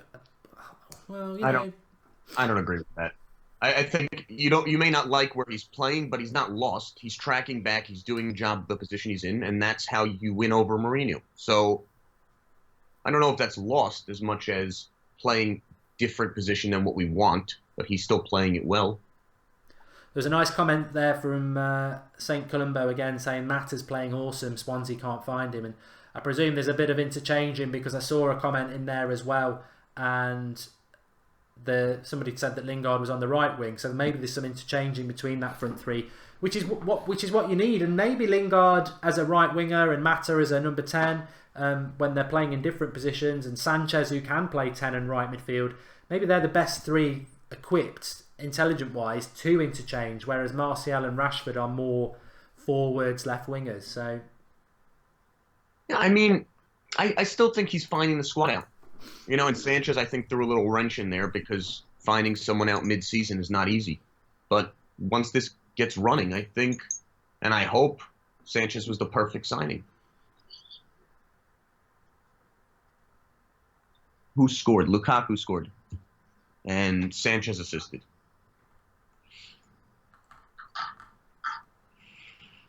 Jesse Lingard has been playing well, setting things up. Very composed. To be honest, the whole team looks very composed. As I say that, Sanchez loses the ball. I think it's key, though, we can't let Swansea back in the game.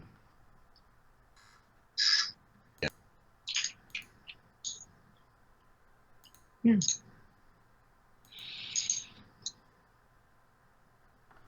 Yeah, I do think, I read a comment, God, I hope Sanchez gets a brace. I agree with that. I think he needs a goal today. No question. That at least 2. Connor Sorensen says, Mark, this is how United should be playing week in, week out. You're preaching to the converted, mate. I believe that Jose can do it. And, I mean, it definitely, you look at the way United have started this game and the way they're moving the ball around, I don't think Swansea have been in our penalty box once, Jared, and that's an indication that United. I mean, yeah, it's Swansea, but we're 1-0 up in the first 10 minutes. We've pressed high up the pitch. This is what United always used to do at Old Trafford, and I will keep saying this as well. We are you're cooking the crowd up. You're getting the crowd up in the first 10 minutes, which is something Jose never does. Get the crowd going, and they'll be with you for another. They'll endure 10 minutes of boring play if the first 5 minutes are good. You wonder who Jose spoke to over this international break. Yeah, definitely. And also, there was an interesting comment from there that it's interesting how De Gea, I'll use this for after the game as well, De Gea is not hitting the ball long from goal kicks, he's passing it. He's passing it to a defender or a fullback, and they're building from the back. Where we've seen Spurs do that, City do it, Liverpool do it. From the goal kick, they're rolling it out to a defender or a full back and building from the back with possession. Whereas we know, we've seen it countless times with Mourinho's United. It's a long goal kick to somebody like to a Fellaini, and that's encouraging in itself. If you want to see a different style of United, I don't want to see this long ball Fellaini football. I want us passing it around on the ground. That's what we need to do, and it sounds like that's exactly what we are doing. Yeah, tight play. I mean, they're passing the ball well. They're playing at 110%. Like, you can tell, Lukaku made a beautiful run and saved the ball from going out, set us up. Lingard, an unfortunately bad shot, but still, they're playing well. I mean, this does not look like the same team. I don't know if anyone else who's watching on NBC Sports agrees with me, but yeah, in the U.S., it's on NBC Sports, which is $5.90 on FiOS. Sorry for the international viewers who don't know what FiOS is.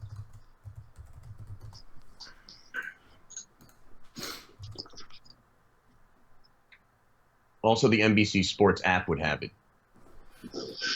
Jesus Christ says, "Happy Easter." No, he doesn't. He says he's so Sanchez never likes to play the easy ball. He's always looking for it. Yeah, I mean, Arsenal fans will tell you that he likes to. I nearly said likes to give the ball away. He always goes for the ridiculously hard pass, which is why his stats in relation to giving the ball away are always quite bad. But then again, you've got to be a certain sort of player to try those sort of passes, and when they come off, they're fantastic, aren't they? So, Brian Price says Sanchez needs to go, swap him for Bale. Well, he can't be having that bad a start to the game. He's got an assist, Jared. Has he dipped again? Well, Sanchez is playing well. Look, I think the difference is Sanchez, to your point, he does not make the easy passes every time. So he gives the ball away more, and you can see it. But, again, I think that Sanchez is going to come to the player we need. It just takes time. People, when your favorite player's on the bench because of another player, it's difficult to see the positives in them. But we have to see the positives in Sanchez. He's still world class. Duke Dorman, thanks. And remember, if you want to make I know the live comments gets busy, so if you want a definite readout, you can do it through the $ in the super chats. Make sure you do leave us a question like Duke has. Duke Dolman, thank you. He says, imagine if we attacked in all the games we lost or drew this season, would we really be in a worse league position, Mark? If you're not first, you're last. You know what? I think there's two sides to that coin. I've got to be totally honest. Even if we'd attacked this season, we still would be second. We wouldn't be first. I've got to be fair to Jose, and I've said this a couple of times. We haven't got the team to beat Man City, even if we did play more attacking football. We haven't. But we'd be a lot closer to them. And some of our football over the last 3 months. I tell you where we would be, Jared. We'd still be in the Champions League, and that's the thing that annoys me the most. Is that against Sevilla, if we'd played like this, we would be in the quarterfinals. That's the one that annoys me the most. But I said this last week. What I want to see between now and the end of the season is exactly this. I don't care if we win, 4-2 today. I'd rather that than conservative 1-0, 2-0. I want to see us building towards next season, because that's what we've got to do now. And it's not really the personnel that bothers me, it's the way we play. And we will be more open. We're going to be more open. I think Swansea will have chances in this game, because you've got to remember, and I know it's been a while since we've played good football, but when you play risk attacking football like we are in this game, you will leave yourself open at the back. Of course you will. And that's just part of it. Thanks for the contribution, John Brooks. Swansea making a little bit of a run. And to your point, we have people up. We're not sitting back. So there's going to be chances for Swansea. But that's why we have De Gea. You're not scoring on him. Remember, if you are new to the United Stand, please subscribe. It's a slow chuck-up. It's a slow rollover today, but we're getting close to 210,000 subscribers. We're 200 short. So if you are new, click that subscribe button, bottom right-hand corner. Get involved with the United Stand. We are live after this game with a call-in as usual, where you can call in and have your say on everything. Hopefully we'll have a few positive callers, as well as some people who might just be saying it's only Swansea. Get rid of Sanchez for Bale. Whatever, it's your show afterwards. But and then we've got the fan cams from people at the ground, which is where Flex is. So get involved and give us your thoughts. Personally, I feel happy, very, very happy with what's going on. Yeah, there's a comment that's interesting, and it's from... I can't pronounce the name, but Fellaini isn't injured. Jose has realized what a horrendous mistake he has committed playing him versus Sevilla's second leg, so he didn't name him in the squad. Also, what a sick goal by Alexis Sanchez. No, we've got to go. got a goal. Talk us through it then, Jared. Well, unfortunately, I was reading the comment. Beautiful pass by Lingard, right to Sanchez, who takes a nice ripper right through the goalie, bottom left-hand corner of the net. Jose, what did I say to everybody having a go about the team news? It's you've got to wait till full time. So Alexis Sanchez scored. I predicted he would score. I think he's got to start scoring. So who was it with the assist? Sorry, Lingard, and he's been setting it up all game. So he is playing at 10. He is. So credit to Jesse, the dream team, the two people that if I was being harsh about the lineup. I mean, somebody just said the pass was a little bit fortuitous. Nigel Reed says Mark's backtracking now. Look, everybody make Nigel sit down. What did I say when the team news came out? It's not the team I would have picked, but I said I'm far from being negative because I think we will win. And I also said you shouldn't be negative about a United team till full time because it's got a way of biting you back in the arse, which has happened to me many a time before. So I'm very happy. Look, am I backtracking? I'm Mourinho in. If anyone's backtracking, it should be the Mourinho out crowd. But I don't like Alexis Sanchez on the left wing. I don't. Let's see what he does against Man City. But you can only beat what's in front of you. And I need to change the score again. But what, 20 minutes, 2-0? We're averaging a goal every 10 minutes here. We're in dreamland, Jared. And let me tell you, Pogba and Lukaku having some nice back and forth. Lukaku with a beautiful pass to Mata to the middle. No one there. But we got a corner. I'll tell you what though, the positive is, even if you are still thinking, oh, it's only Swansea, this isn't the right team, he's not the right manager. You know what? See the positive. There's a big positive with this as well. If we beat Swansea 4 or 5-0 today, and then we go to Man City and park the bus, Mourinho's going to get absolutely slated. So if we play entertaining attacking football today, and then we don't bother at Man City, he's going to get more trouble than he's ever had. So I just think 100%. If we play like this today, he's got to do it next week. So that's a positive as well. Yeah, I think the only difference you'd see next week is Bailly play. Yeah. But Bailly's not playing because of jet lag. Yeah. Call it what you will. I just don't think he wanted him hurt for City. I think he knows that if Bailly's not playing, City are going to win that game. And again, playing well. They're moving the ball. They look confident. Sanchez looks more composed. It just looks fluid, honestly. For the first time in a long time, this team looks fluid. The crowd is roaring, says Akash. And the reality is as well that with Lindelof cost £30 million. I'm a big fan of Lindelof. I remember some United top Reds in August were saying he's a flop and all this. And I said, look, I remember Matic. He's going to take a bit of time. If Eric Bailly's jet-lagged, don't play him. Lindelof playing today, actually, from that nightmare against Huddersfield, he's gradually got better and better. This is a home game against Swansea. If you can't trust Lindelof in a game like this, we may as well sell him. So I think it's a positive for Lindelof to get 90 minutes in a game that matters. And it is a squad game, and we need positivity around this squad. We need to come out of this game with positivity. I felt that Swansea was such a banana skin because we've got, you've got to win it. There's game. If we win this game, no one's going to go, oh, no one's going to be like deluded. It is Swansea, so it's all about how you win it and confidence. And so far, it's sounding very, very good. Yeah, I mean, you look at what happened today to Liverpool, not to talk about them, but again, it's like a 2-1 game. They had a game against Palace. They came through it. That's what you need to do as a team. And to be honest, we should never be looking down at Liverpool. We should always be looking down, not looking up. Sorry. But again, Sanchez is just...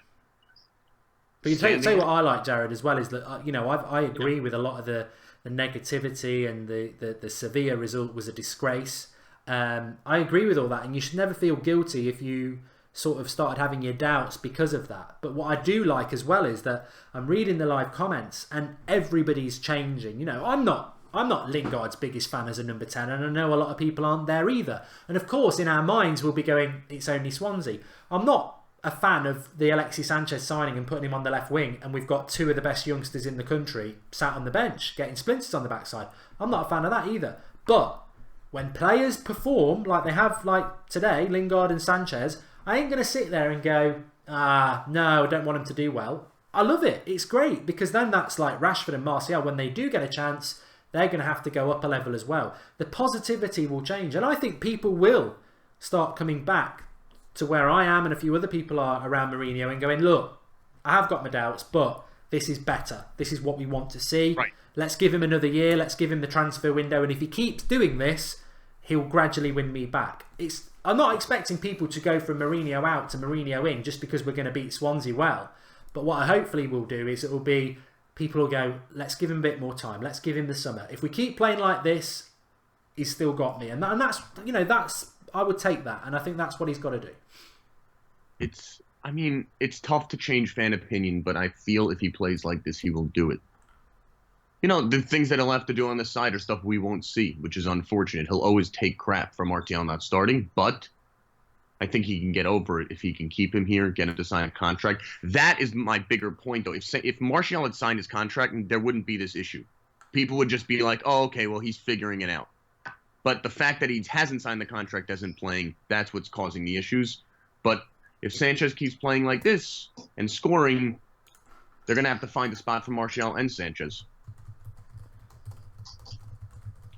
Oh, Lingard, beautiful control. We got a free kick. This guy, Van de Hoorn, VD Horn. Unfortunate, he has VD.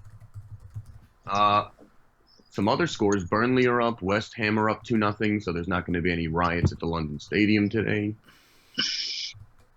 And that is all. I've got a super chat coming in here from Stephen Brooks. He says, good start, about time Sanchez, go United 4-0, Stephen Brooks. I did say, and somebody else said it before the game. Got a feeling it could be the start of 4-0 FC. You never know, we might see Rashford and Martial come on for the last half an hour with Luke Shaw and go and get 5 or 6. Imagine that. It'd be dreamland. Although I must say, just in relation to that Man City game, because I know a lot of people will be thinking about that as well. With regards to that Man City game, I must just say, Jared, while it's a little bit quiet in this game, to be fair, it's probably not a bad idea to go and park the bus against City anyway, is it? I mean, are we even playing like this? Are we really equipped to go up against City anyway in their backyard and play them toe to toe? No, I mean we need a draw in that game, right? And then they don't win the title that day, right? Unless they don't beat Everton today, right? Well, yes. So assuming that happens. I don't think any fan cares as long as we leave that stadium with them not lifting the title. Then they need to go back to playing like this. But they could also, playing like this, they can nick a goal and then park the bus, which I'm fine with. City's not a team you can really screw with at this point. So a mistake or two in the back, and that's it. 1-0, they still win the title.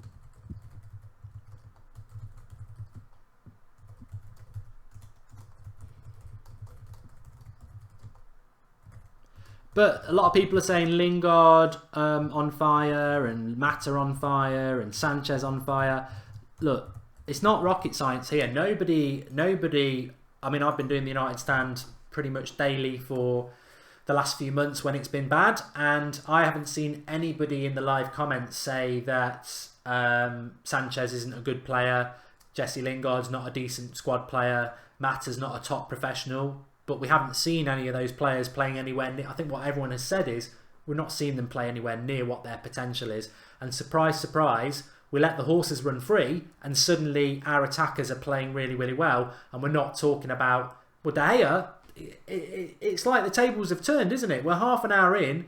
De Gea's the one with his slippers on, having a hobnob and a cup of tea. And Lukaku's run off his feet for chances and the ball.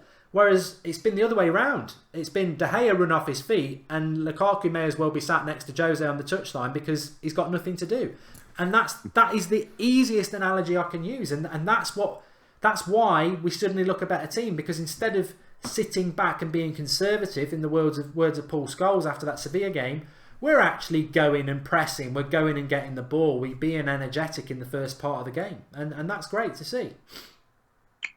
I think this team we want to see exciting attacking football, and when we do, we crave it. So goals like this, fast starts like this, make games so much easier and enjoyable to watch. Jack C1992 says nobody can deny it. Actually, our league form's been very good. Well, we're second in the league, aren't we? I mean, I would always say, look how many points we are behind Man City. I don't think there's any point in saying that. Have we got another goal? Lingard, beautiful pass by Lukaku. He made a back heel to Lingard, who just wide of the net. But nice feet by Lingard, moved around nice. It was a nice setup. I mean, somebody just said there as well that Pogba's playing a bit like a quarterback. Yeah. The thing is, as well, though, look, you've got to look at a game on its individual merits, and we are, it's Swansea. It's not Spurs midfield. It's not Liverpool's midfield. It's not Man City's midfield. That's next week, and there's a lot of space because Swansea. I don't feel sorry for them because I want Manchester United to win, of course, but.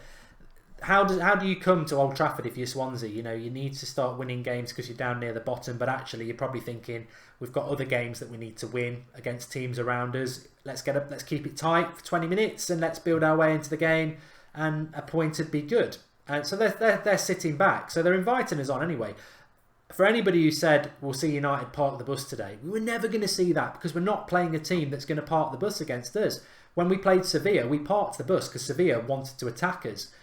When we played Liverpool and Chelsea, we parked the bus in those games because we played teams that wanted to attack us. Swansea don't want to attack us. They're not stupid. They want to sit back. So we're obviously going to... Pogba and Matic are obviously going to get a lot of space. Fullbacks are going to push on. Free kick. Pogba probably will take it right in front of their net. Yeah, I think it's an entirely exciting style of play we've been waiting for. And the thing is it's Swansea. But... we have seen him play park the bus style of football against teams of that caliber. So it's nice after an international break to see the type of football we want, even if not all of the players we want are playing. Josh James says Jose should play like this every week. There was a comment from somebody there saying who needs Anthony Martial. Well, we do need Anthony Martial because we've got to have a good squad. You've got to have a good squad, and the bench is very strong. And I hope we see some of them in the second half. But in relation to Dato Dial was the person who made it, and I do find these sort of comments really childish because he says Alexis Sanchez is better than Martial in the left midfield all day long, and you're making your mind up after 8 bad games for Sanchez and half an hour of a good game. Come on, you've got to grow up a bit. I mean, that's an Arsenal mentality. If Alexis Sanchez plays like this every game for the next few months, then he's a better left midfielder than Martial. Of course he is, but don't be an Arsenal fan and judge it off 20 minutes. You make yourself look really stupid. But looking at it pragmatically, if Martial was to be sold this summer, how does Mourinho get away with doing that without annoying the crowd? Well, you get away with doing it by playing like this and winning comfortably without a player, and that's when people start to forget about a player, whether they're a fan favourite or not. Herrera was a fan favourite last year. We started the season really well and everyone forgot about him. So if you play good football and you entertain the crowd, doesn't matter who you are, you'll be forgotten. Yeah. I mean, again, I think if he has a replacement lined up, then Martial should probably be worried. And also, I don't think a lot of people have noticed this, and Jared, you could verify it, that Pogba's playing nowhere near Sanchez. He's playing right midfield. Yeah. He also got hit behind the ankle, and he's walking a little slow, but he's up. Yeah, he's not playing near Sanchez. But again, he's been a little bit all over. But yeah, it doesn't seem like they're linking up as much as they have in the past. Which is good. It's working. Pogba's jog infuriates me. But to your Martial point, no one's ever going to be happy if he's sold. But if in the end you were told Dybala was coming as a 10 instead, and we're getting rid of Martial to make the deal happen, and you're getting Sandro... I don't know. I mean, it's not like that's what you want, but it's not the end of the world. Even if I love the player, Dybala's unbelievable. So that's the only person I could see in a swap deal of some sort working. But we'll hope he stays. Martial's been here since, 18? It's tough to see someone like that go.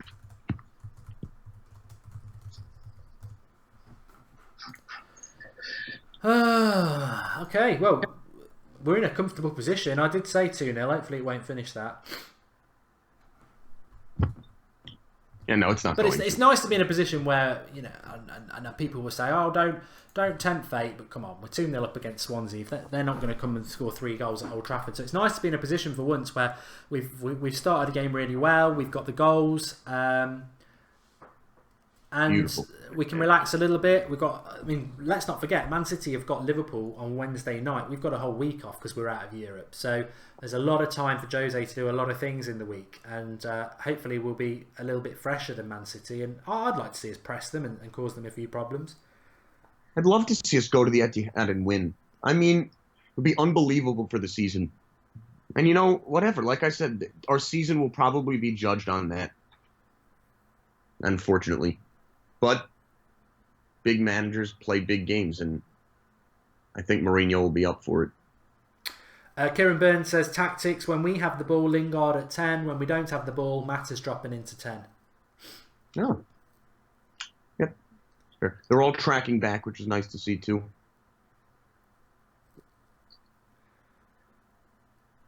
Sanchez says we're still going for the third, which looks really good. Definitely.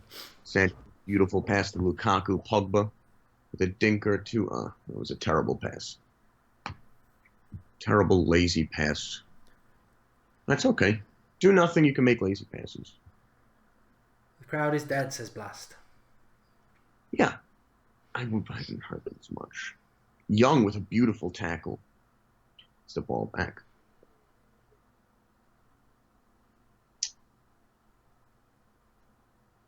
Ajinti Sheena says Pogba needs to do more, not been that impressed with him. And yep. Lindelof's 2-touch play is class. Well, let's not forget Lindelof, is a ball player, and that's, you know, really, really important. Warren Storr, the roller coaster ride of loving United.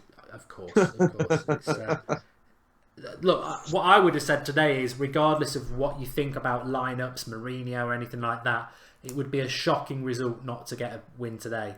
But what we should take as the positive is not necessarily the fact that we're winning, and it's the way that we're winning and the way that there's a real. Mourinho did touch on it, and I know what the doubters will say is, why is it taking him till March to try and implement this style of play, and why didn't he do it against Sevilla? Of course, that was shocking, but what we have seen, and what he wanted from the Brighton game, which I think he'll be more happy about today, is that intent of passing the ball around on the floor faster and quicker, and going for it quicker, rather than that harking back to the Van Gaal days of side football, crab football. I mean, straight away, Fellaini couldn't play in this team, could he? No, but Fellaini should never be playing, ever. I mean, his play, his style, he ruins games for us. So, I don't know. There's no positive on Fellaini. None. Everyone else, I feel like Jose has an argument for. Not that oaf. It's time to go. One of their players is either injured or faking an injury. We'll see. It does look hurt. Ayew is down. It's unfortunate because I bet 3 goals in the first half for United. Apparently Michael Carrick's in the dugout as a coach today, says Zushas. Well, he's definitely not on the bench, is he? That's awesome if so. Still 100 subscribers or so away from 210,000 subscribers. So please do subscribe if you're new. Bottom right-hand corner, get involved with the United Stand. We've got Jared over in America watching this game at the moment. And we're live every Manchester United game. Team news an hour before, right the way through till full time. Then we've got the call-in, where you can call in and have your say. Going to be interesting calls today. Looking forward to it. And we've got the fan cams, see what the fans at the ground think. It's, you know, not always the same as what people who are watching it at home think. Live 8 o'clock every night, Sunday to Saturday. So get involved with the channel. 3000 KJH makes a good point as well, which I was going to touch on as to what Jared said as well. That early goals, early impact means that there is opportunities to use substitutions later on in the game, which I'd agree with. My lights are bloody cracking away there. But also, I mean, the thing is, it's like, if you allow the team to attack, like they have been allowed to attack, and that the team know that Martial and Rashford are on the bench, then they're going to be aware of that. If you're Martial and Rashford on the bench, you know when you come on, you've got to bloody do something because those before you have done really well as well. So it's a revolving circus and it's a revolving door. I mean, I personally wouldn't mind seeing Herrera, Martial and Rashford coming on second half if we're 2 or 3-0. Well, we're definitely going to be 2 up, aren't we? Hopefully 3, maybe 4 up, and then see what happens. Lukaku with a pass in the middle. Sanchez, missed it. Whiffed the ball in the box. But that's okay. Melvin, Man United says Jose's saving Fellaini for the City game. I read that. That better not be true. Setting it. You know what? You can't be a hypocrite. I think a lot of people feel that we're not good enough yet to beat Manchester City anyway. So how do we go to City and stop them winning the title? Jose's very good at parking the bus. Yeah. I guess I just don't want to see Fellaini play. Sanchez got the ball near the box. Beautiful pass to Lukaku. That is either offsides or a third goal. Looks offsides. But a very nice setup, very nice play. I don't know where he was offsides either, so... That was a beautiful play, though. Nope, he was offsides. Good call.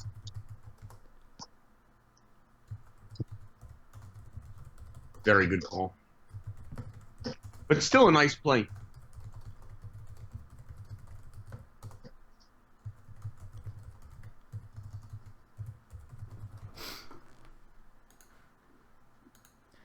And I think for all those people who've stuck up for Fellaini and like Fellaini, this is what I've always spoke about when it comes to Fellaini at United. It's never been about, who he is, thinking personal. It's always been about the footballer he is. And we can't play like this with Fellaini. You can't. It's too quick, too fast. The ball technical ability is beyond him. And the ball isn't in the air. We're not putting the ball in the air. It's all on the ground. And attack, says Yusuf. It is. This is the United way. For anybody who maybe is a recent fan of Manchester United, and and I'm not saying that's a bad thing. You might be, 16, 17, and Sir Alex Ferguson left in 2012, which is 6 years ago now. So you might have been 10 or 11 and not really remember it. And we haven't played like this very often in the last 6 years. This is the United way. This is what people like me and Jared and lots of older people who remember it are on about. This is the United way. This is what United have been built on for decades. This is when you talk about Fellaini. This is what we're moaning about. He can't play in a team like this because this is the United way. It's quick, it presses, there's movement of the ball, there's chances created, it's entertaining. Fellaini's just not that sort of player, and that's where we're coming at. I mean, it sums it up. Still, people are Johnny Bravo's giving... quite funny, actually. Johnny Bravo says, get that Pogba hair out my club. Your hair's a bit crap, Johnny Bravo, from what I remember on the cartoon. But, still a few doubters about Pogba. I don't like the blue hair. I don't get it. Especially when we're playing City next week. I'm sure he's going to go get a new hairstyle, and Josie's going to love that. It's just... I do agree he does a lot on social media, and if the manager hates it, maybe you should just take a break from it for a bit. But win games and no one will care.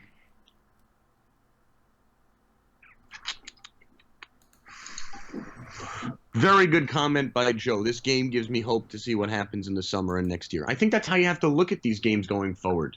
We're playing for an FA Cup and not to lose the title to City at this point. So next year is what we're playing for. And I think there's a lot in this team to be positive about. A lot. Is there any red in his hair, or is it just blue and white? Blue and white. Well, how does that work then? Because the French flag's got red in it anyway. It's... Pogba. Oh. Mata with the cross. I think they think there was a handball outside of the box. I don't get it. I think it's blonde and blue.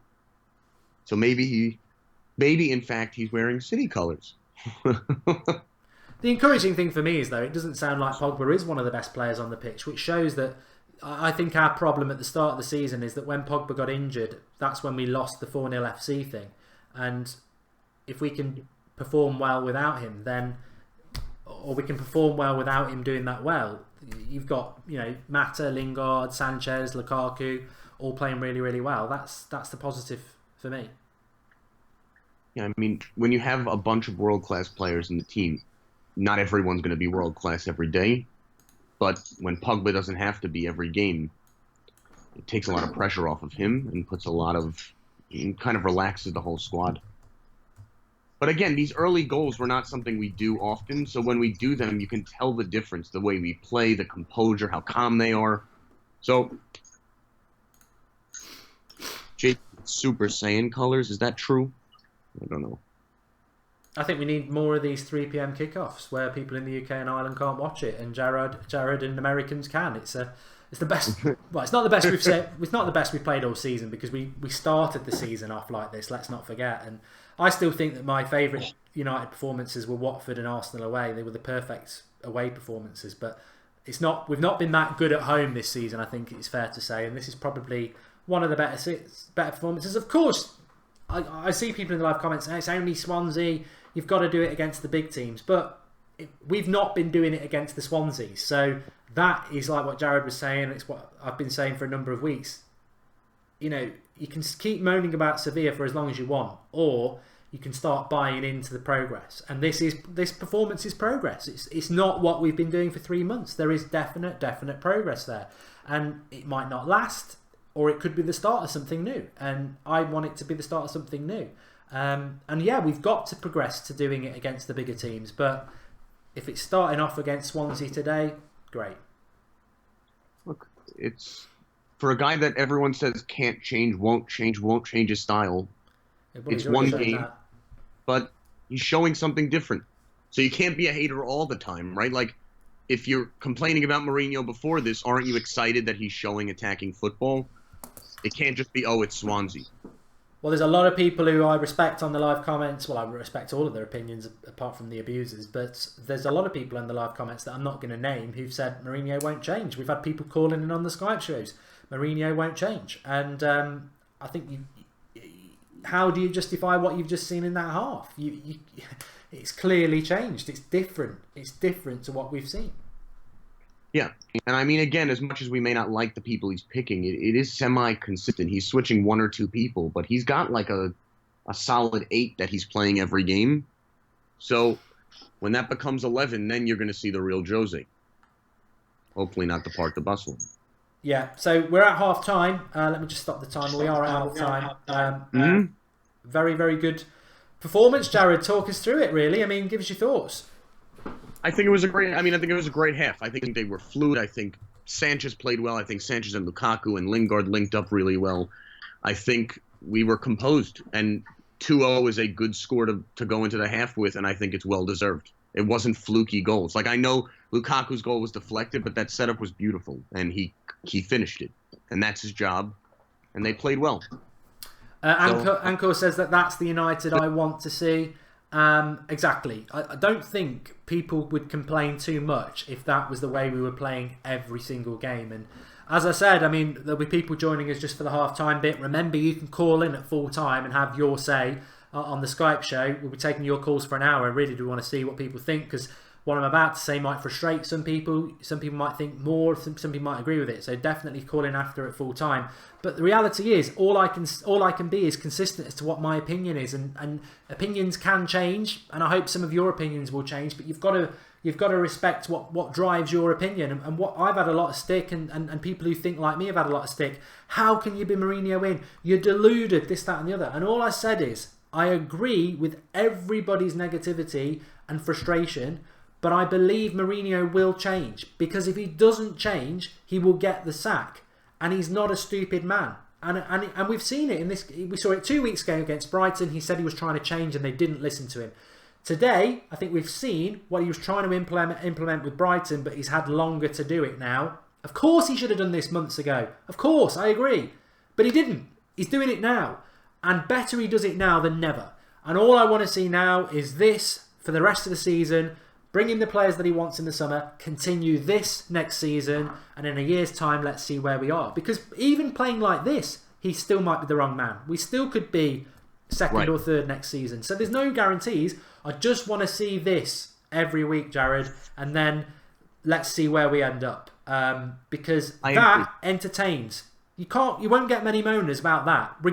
And I agree. You know, for me, is Lingard good enough against the good teams? Hopefully, not sure.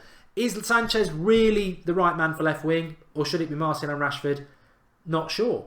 I'm there to be convinced, but I'm not criticising any of those players because when the football's like that, I'm entertained, and that's all we want. Yeah, it's a perfect half football, and especially we have seen what happens when we come back from an international break sometimes, and it all goes wrong. This is the opposite, so I'm thrilled. I'm thrilled with the half, and it's game by game. And if you're looking at it like that, Mourinho should blow his doubters out of the water today. I'm sure the press will find something terrible that he did, but this is exactly what we asked for as fans, and we're getting it. So if you look at it game by game, see how it goes. See if he attacks Tottenham. See what happens. And that's right. Yeah, that you're very right there. And there's people in the live comments saying that as well. We'll take some of their comments. But Jay Coulter says, not so sure. Swansea are making it very, very easy for us. Look, let's not be deluded. Let's not be Arsenal fans here. Because you had somebody in the live comments in the first half saying Sanchez is better than Martial, sell him. And that's an Arsenal comment. Because Sanchez has had one good half of football for United. And that's today on the left wing. The last few games, he's been shocking. So to say, oh, Martial, sell Martial, keep Sanchez, after half a game at home to Swansea, you've been poor, is deluded. We've got to take small steps together. And that's the thing. I'm not going to tell you that we're not going to get humiliated at Man City next week. I think it's going to be very, very hard. I'm not going to tell you that, oh, we're going to beat Spurs in the FA Cup semi-final, because that's going to be very hard. This is just a step forward. I don't know how far it is. It could be an inch. It could be a stride. Who knows? But it's a step forward. And that is important. It is a step forward. Let's not over-egg the pudding and say, oh, we're going to win the league next year or anything like that, because that's where you go wrong.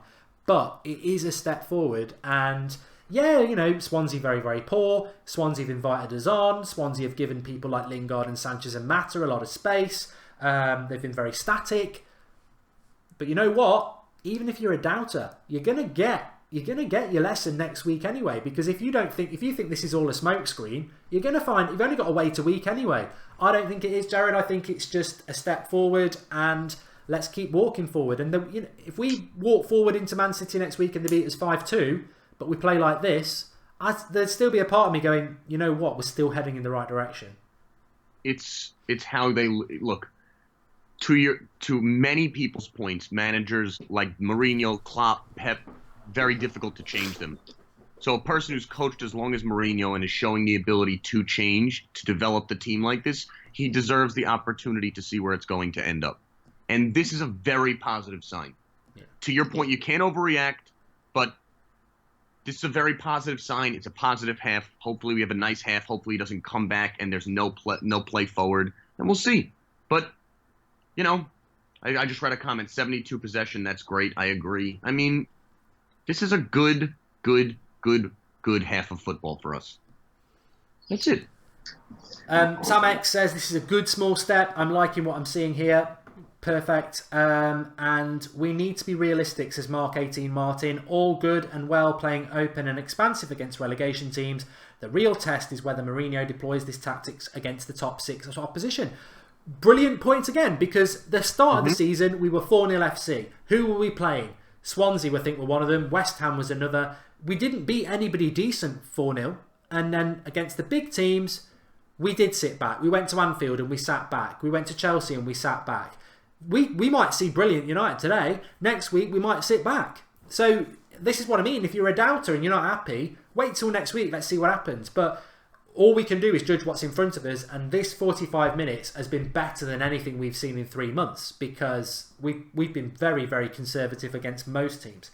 Red Rally says, love Lukaku, go. And I thought Mark is a fan of Mourinho. Now he might be the wrong man. I don't know where you're interpreting that. I am a fan of Mourinho, and I wouldn't change it now that we've got a good result. Talking of which, Matt of Darlow has got. I've gone from 70% Jose in to 90% Jose in. I will go to 100% if we play brilliant next week. Remember, subscribe to the channel if you're new. We are very, very close to 210,000 subscribers. So if you've not subscribed to the channel, bottom right-hand corner, click the icon, subscribe, and let's go past 210,000. And remember, we did it in a positive state of mind with United playing well, because that's what it's all about. And Paul Robinson, who calls in every now and again. In fact, Paul, please do call in on the Skype show afterwards. I'd love to get your opinion.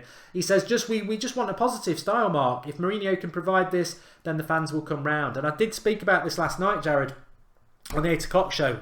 It's like a swingometer. You've got some people who are undecided. You've got people like myself who are Mourinho in, but not happy with some of the things we're doing in the race and style of play. And you've got the Mourinho outers. And it's a swing. Like today, there'll be people who are Mourinho out who are moving. They're still Mourinho out, but they're moving slightly. You'll be people on the fence who are moving to Mourinho in. There'll be Mourinho inners who are like, yes, this is what I believed in him for. And it's going up that way. And that's all Jose can do. He's got to move it that way. And this hurdle is like, it's a small hurdle. Next week against Man City, that's a big hurdle. But if he keeps jumping them, he will win them back. And all I can say as well is Liverpool fans will be gutted. They've just gone to Crystal Palace and pulled off a result, and they will have been expecting us to be the same old conservative United, and they're going to get second place, and they'll have seen that and they'll have been, oh dear. Because this is what I was talking about on the tweet that was on the United stand this week, where I said Liverpool are having the season of their lives, and they're ecstatic as a fan base, and Firmino's brilliant, but United are above them. Lukaku's scored more goals than Firmino, and our fans aren't happy. That just shows you the standards. Like, Liverpool are ecstatic, but they're still behind us when we're not happy. What happens when we start actually playing good football? We just move further and further away. And that's what we want. We just want to see good football. I think if Jose keeps playing like this, he's going to be in real good shape at this club. Simple. Look, if I was Mourinho at half-time or full-time tonight with my glass of red wine in my nice hotel room, I would be having a look on social media. I would be watching the United stand fan cams or the after-match show. I would be looking around, and I would be looking at why suddenly everyone's speaking positively about me. Instead of doubting me and doubting my credentials, everyone's suddenly like, this is brilliant, we love him. And if he can't click in his head, oh, it's because I'm playing this way of football, and continue to do it, the fans aren't against Mourinho. They're not against Mourinho. The fans are against the way he's had us playing us. We will support him and we will back him if he does this. And nobody will support anybody more than United fans. He can have the crowd. He can be loved by the crowd. He's just got to do what our club's all about. And he's done it in that first half. And he shouldn't be criticised at all. No. And again, I must throw in. I've got to say. I mean, obviously, listening to what people have been saying as well. Lingard, fantastic. Sanchez, fantastic. Mata, fantastic. I love Martial and Rashford. They're my favourite two players, and I want them to play. But at the end of the day, I'm a Manchester United fan. If they're not on the pitch, and I like Herrera as well, and I like Luke Shaw. If they're not on the pitch, I'm not crying about it. If we're playing like that and we're winning, I'm not crying about individuals, because the team is... I'll be a hypocrite. It's always going to be about the team. It's about Manchester United. Martial won't be here in 20 years. Rashford won't be here in 20 years. I'll still be supporting United, hopefully, and so will you lot. It's always about the club. You can't criticise a performance like that when they do exactly what the club's all about. It's up to Rashford and Martial to do better than Lingard and Sanchez to get in that team, which is a challenge. But, it's all good when we're doing that. Anthony Gong, when are you going to get Discord? I've got to look into it. Thanks for the contribution. And we always played like this with Mourinho against teams that are dreadful, like Swansea have been, says Josh Saunders. Again, proof in the pudding next week. Pogba, says Jack Neville, has been decent. Thoughts on Pogba, Jared? You're watching it there. What was your thoughts on Pogba? I think that's accurate. I think he played well, but he can play better. I don't think he's fully confident right now, honestly. I don't know why, but I think he played okay. I mean, again, he didn't have to play like a world-class player. We were up 2-0. He was composed. I'll give him that. Who would be your man of the match so far? Man of the half? I'm giving it to Sanchez because he had difficult circumstances. But it's him or Lukaku. But I would say Sanchez because he had an assist and a goal. Mourinho. Well, and also, Mourinho obviously can change. Yeah. I mean, he's showing it. It's against Swansea, but again, with the right team, maybe it's against Tottenham. That FA Cup game is going to be essential because that's going to be something we're going to see either he's going to go and batter him or he won't. But I did say in the first half as well, I mean, if anyone was watching, I know some people just join us for full-time and half-time. Remember to join us at full-time for the call-in. Really interested to get a lot of your calls and opinions because when you get a performance like this, I know a lot of people are interested in bad results because they want to vent, but there will be different interpretations about this result. Some people will be like, yeah. Some people will be like, oh, it's only Swansea. Some people will still be Mourinho out. So do call in and give us your things at half-time. But the comment that really stood out to me, and we were discussing it, Jared, and you sort of verified it watching the game there, was that every time De Gea gets the ball, when Fellaini's on the pitch, he'll hit it 50 yards to Fellaini. Every time he's had the ball from even goal kicks, he's hitting it to a defender or a fullback on the edge of the box, and we're playing out from the back. We've seen Spurs do that, Liverpool do it, City do it, Barcelona do it. That's a real anti-Mourinho thing to do, but that is a real instruction from the training ground. That's how we're going to play out from De Gea, which again is a massive positive because that is progressive. We're actually focusing on the ball on the ground and moving it in possession. I mean, if any person sat there before the game and you asked them, how do you want to play today? I assume everyone would just have said exactly like we did for the first 45 minutes. So I think we're going to play like that for the next 20, and then I'm sure we'll shore up shop. But I'm okay with that. I know it's Swansea, but they're in a relegation fight. I'm okay with how we're playing. I think we're playing great. I think right now, to everyone's point, the Mourinho out people are never going to be happy until a big moment comes through. And the big moment will be something like a City or winning the FA Cup and holding off City. I don't think the FA Cup's enough, honestly. So I think it goes to I think he's going to have to hold off City. We hope. Yeah. The FA Cup game against Spurs is the big one, but I hadn't realised that actually we've got 2 games in between that. I thought it was Spurs straight after City, but it isn't. We've got Bournemouth and we've got West Brom and Bournemouth in between as well, which is where you'd expect to see more of the same as this. And the more it happens, the more the players become used to it. And look, if you want to play this style of football, the positive is the transfer window in the summer. It's a big if. Of course it's a big if. It's a big if as to whether we're going to keep playing like this more consistently or whether it'll be a one-off. And as I said, let's not be deluded. Let's not be deluded Arsenal fans here. Let's be a club that focuses on reality. But we've had 45 minutes of that. Let's see if we see another 45 minutes of it. Then let's see if we see another game of it. But if we see this more and more, where we're playing out from the back, we're pressing, we're moving the ball around on the floor, he needs to go into the transfer market and buy players who play that way. Because, as I said, Fellaini's got no future here. He can't play that way. Smalling struggles with that. He's not great at passing it out from the back. So you've got to play centre-backs who play that way. You've probably got to go and get another 2 midfielders who play that way. That's encouraging. All United fans will become more and more excited if we're actually playing a certain way. Because good signings are great. But if it's not the right system, it's not so great. And we're kicked off, by the way. We're at 46 minutes. Okay, I'm just going to do myself an Instagram post while you're chatting away. Any changes? No, none yet. No. But I did see a good comment that I will read out by Jay Wood. It is still only Swansea, but you still have to play well. We struggled against bottom sides all season because we like to play down to their level. Today we're playing how we should be. That is a phenomenal, accurate comment because we have struggled against bottom sides for years. And if we play like this and get results like this, I think we'll be in the title race next year. I'll set the timer up in a minute, folks. I'm just updating Instagram.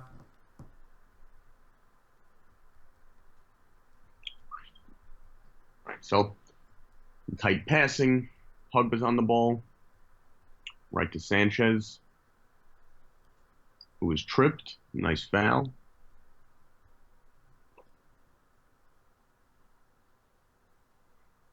Kieran, another 45 minutes. I'd be surprised if we don't concede. I don't think we'll concede, but we could.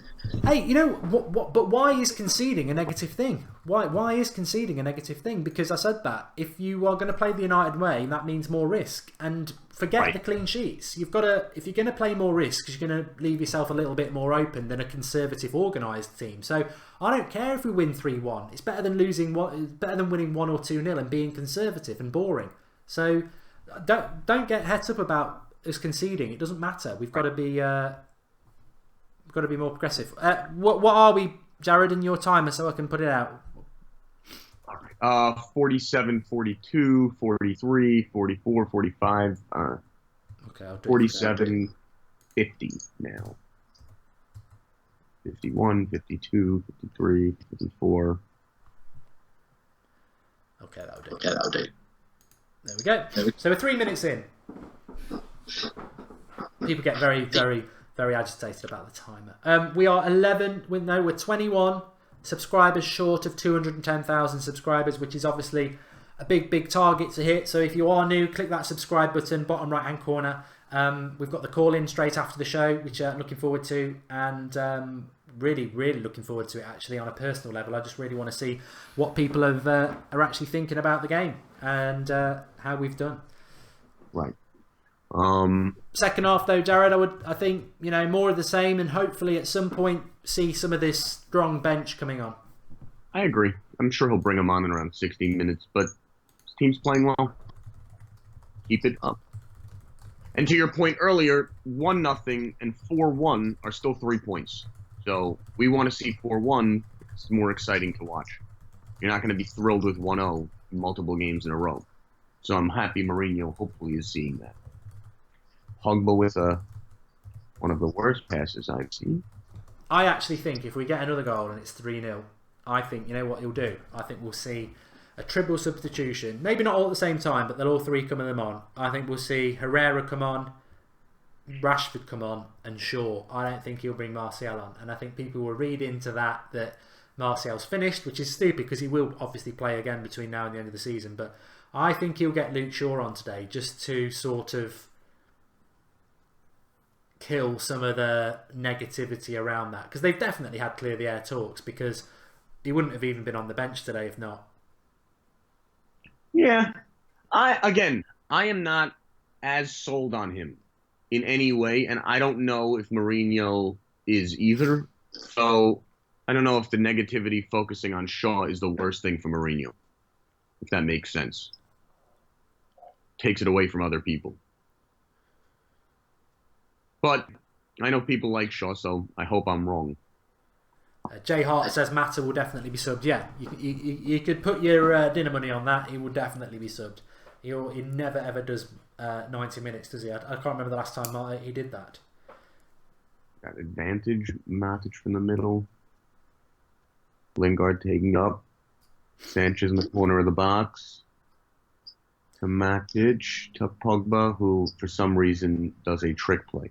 Yeah, I mean, it is semi-frustrating that I feel like Pogba doesn't do more straightforward passing. Like, everything has to be fancy. But, still 2-0. Daniel Rowland says De Gea's passing off the ground has been fantastic. I hope people get this and understand he's just as good as Edison with his passing.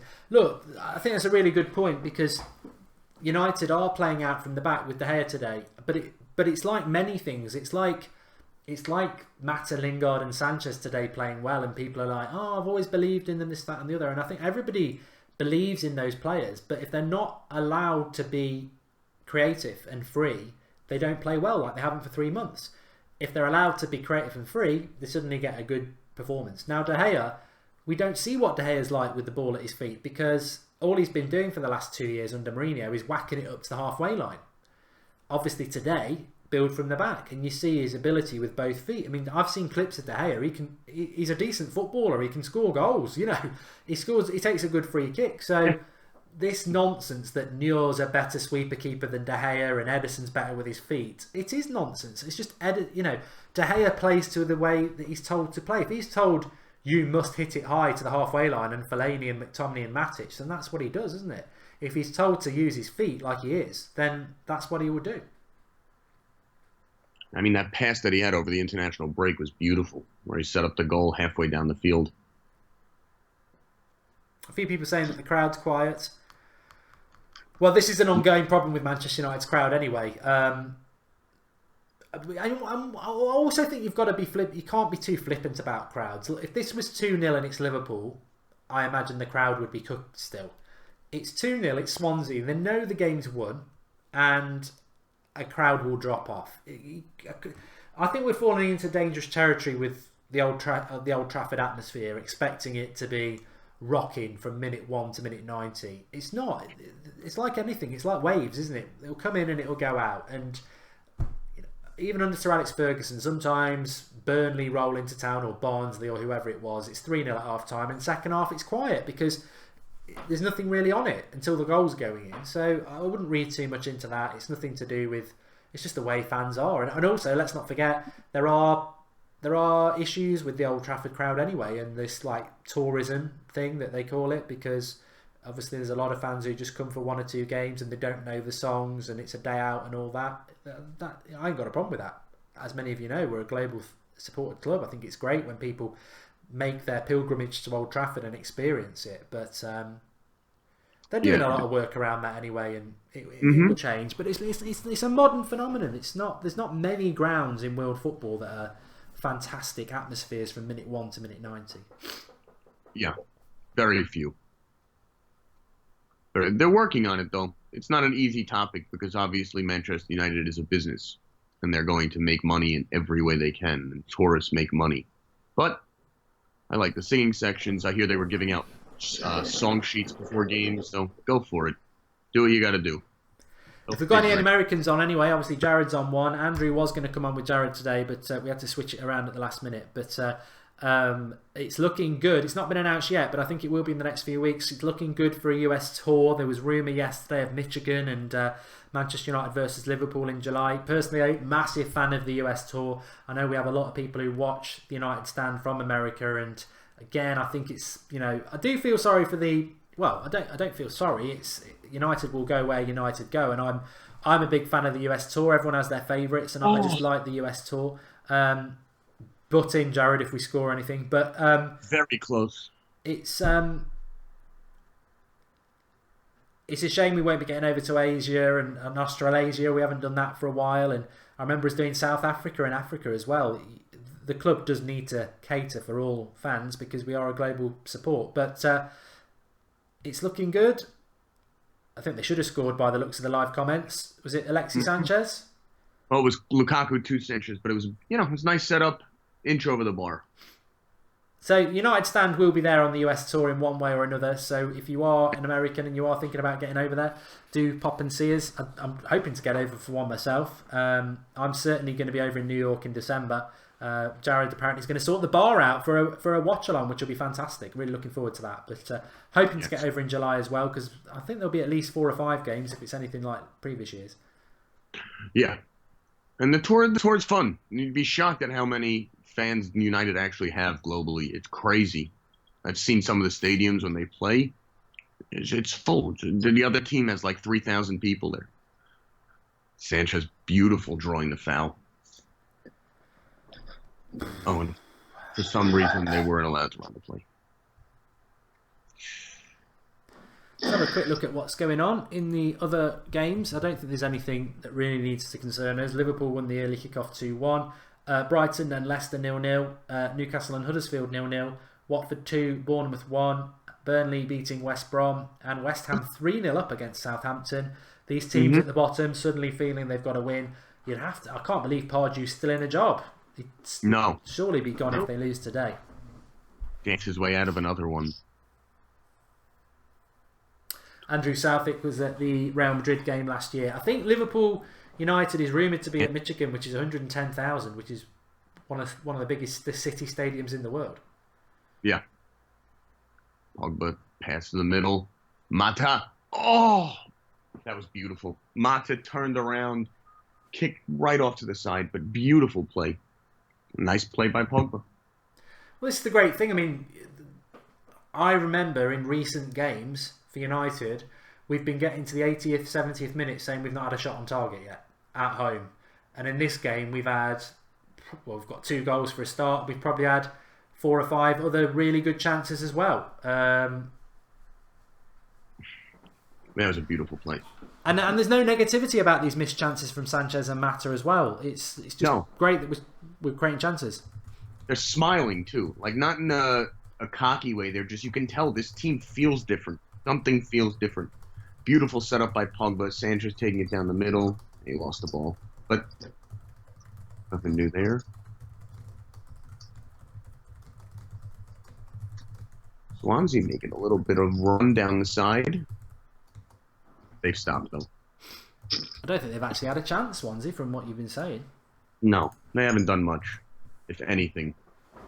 Ian Turlington says, is there a big Manchester United support group that meets up for events? I think there is an official Manchester United supporters club in America.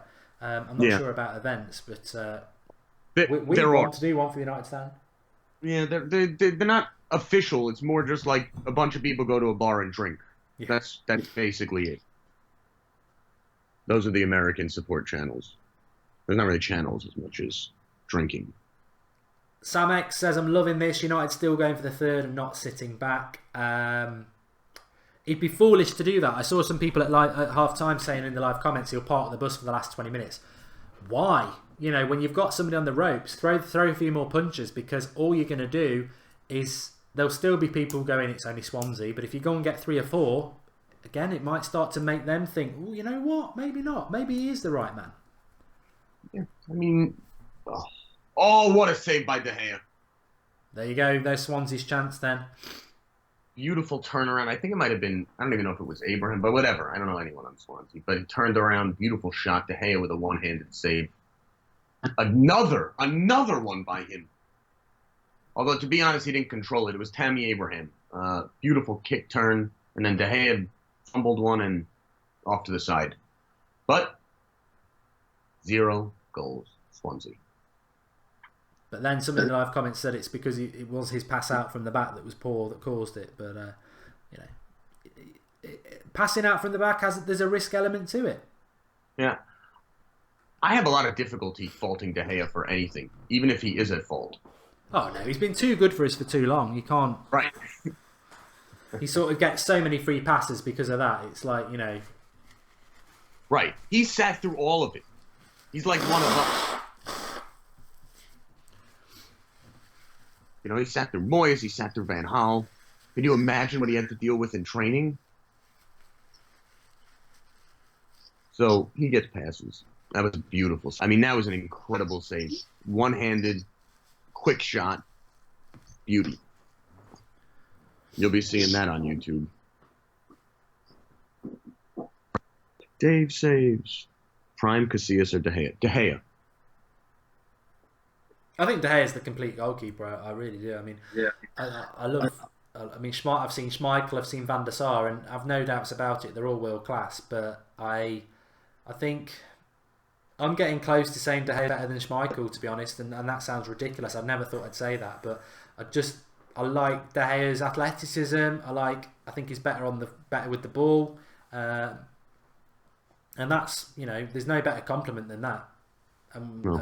Van der Sar's third, and people take that the wrong way because Van der Sar was world class, but Schmeichel and De Gea are just something else. I heard an interesting. Hold on, Swansea making a little bit of a run here. Maybe you will park the bus, Jared, because Swansea seem to be on the front of it now. They could. Someone made a comment to me that was interesting. If Schmeichel or Van der Sar played on this team, where would they get us different than De Gea? And I don't know that De Gea could have done any more. I think De Gea has been the perfect goalkeeper. And in today's game, I think he is the best goalkeeper by far. I mean, Neuer can't stay healthy either, so whatever. He's the only competition. Ederson's a joke. People saying he played one season. And he can't, he's got £300 million worth of defenders in front of him and he still can't keep a clean sheet. And right. Adam Tastic YouTube says Mata and Lingard should come off now. Wouldn't be the worst thing. I'd love to see our people come on. Guys, how much of the match has been played? There's 30 minutes left.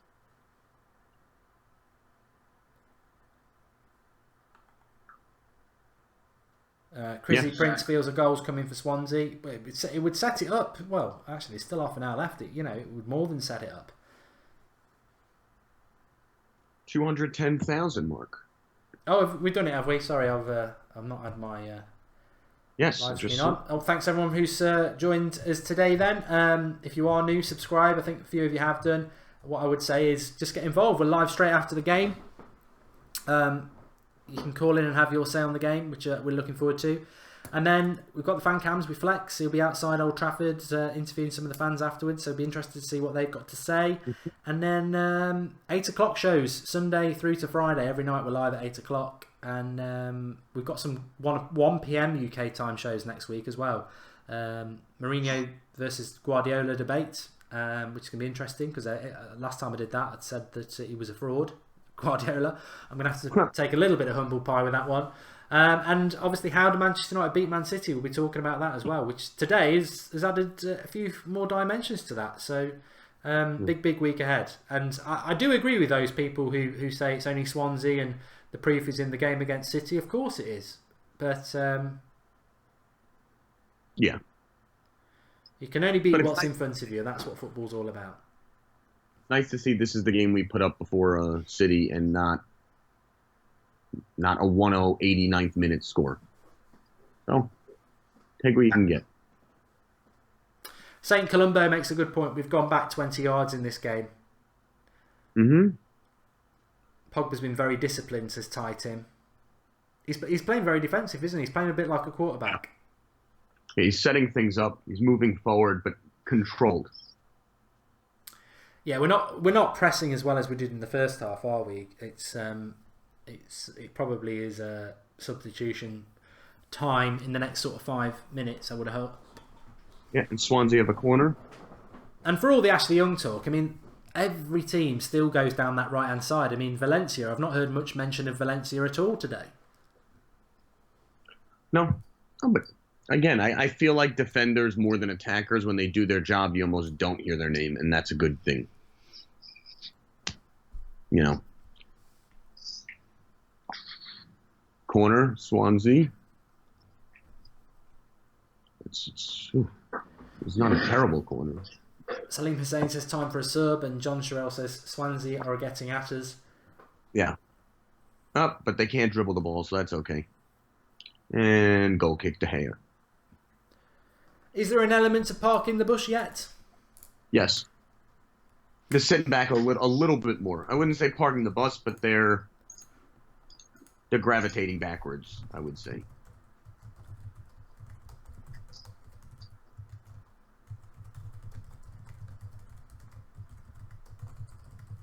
Lindelof's been playing really well. A couple of things that he's tracked back really quickly and saved some nice runs from Swansea.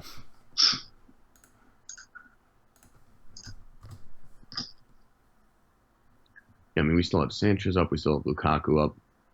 The rest are back.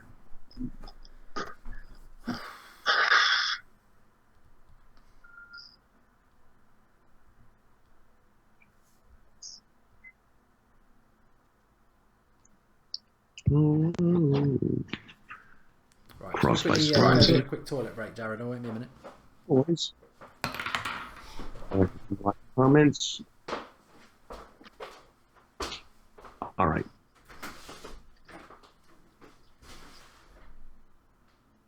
Alex Hunter, why do you hate Mourinho? We need to score one more. I agree with that.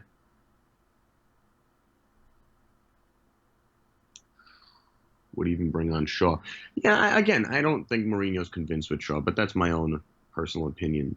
They definitely had more possession this half. It's 65% possession. Bus cannot be broken. Yeah, I mean, an interesting comment. Alexis' effort is great, and Lukaku is getting better each game. I think that's a simple, correct way to put it. Lukaku has really, really gotten better on a game-by-game basis, and it's been great to watch.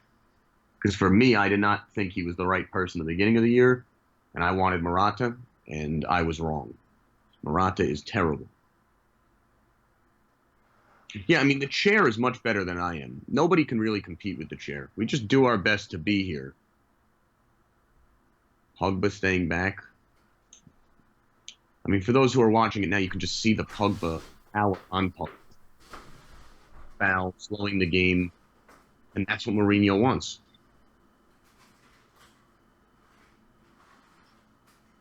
Yeah, JB, I'm fine with going defensive. We played well and deserved the 2 goals we have. I think both goals were great, and I was very happy with them.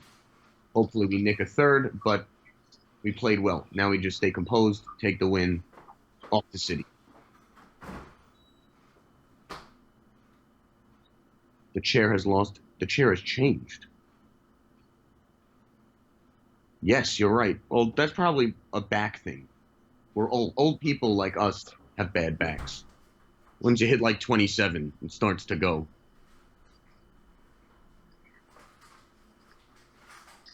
So chair +1. Hey, George. Morata is not terrible. He needs time. Okay, well, that's not an argument for this channel, but he's definitely not as good as Lukaku. Lindelof taking it up.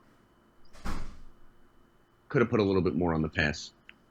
But again, it does seem like Lukaku and Sanchez are playing forward still and not going back. And the rest of them are staying, I would say, more defensive.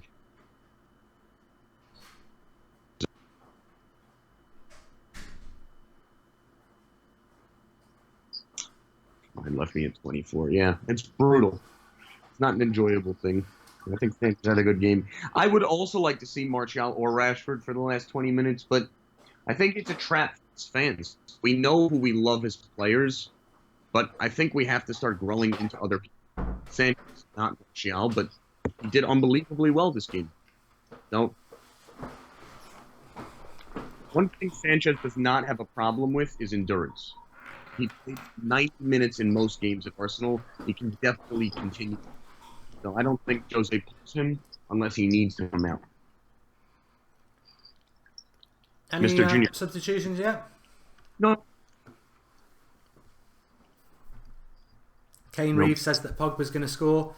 It doesn't sound like he's been in the penalty box that often, though. He's pretty much around the centre circle. Yeah, I mean, it seems that Alexis and Lukaku are playing up still, which is nice to see. And then someone will track forward. But what are people on about the fake chair? There's nothing fake about this chair. I can prove it. Let me. There we go. There's nothing fake about the chair. Look. I think, Mark, people are very big fans of the chair. I think I made a mistake and didn't turn my camera off when I went.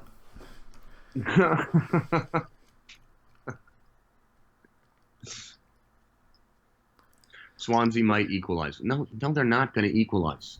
Tell you this, if they did equalize, well, then you'll see a real meltdown. It's not basketball. You don't get 2 points for a goal. Right. They haven't been really intimidating at all. They have had one chance, and De Gea, that's why we have him. Nice play. Beautiful pass by Sanchez. Lukaku couldn't control it, but still, great setup. Doesn't sound like they've been able to really... I mean, obviously you mentioned the Sanchez and the Mata chances at the start of this second half, but it's been a bit of a quieter 20 minutes after that from United, not been able to maintain it, which is surprising that he hasn't made any substitutions yet, because... No, you're right. And I will say again, Lindelof is playing out of his mind. Blocked the shot, tracked back, stepped in front of a pass. Like Swansea's definitely making a little bit of a run here, but it seems Lindelof is leading that defense right now. Very composed.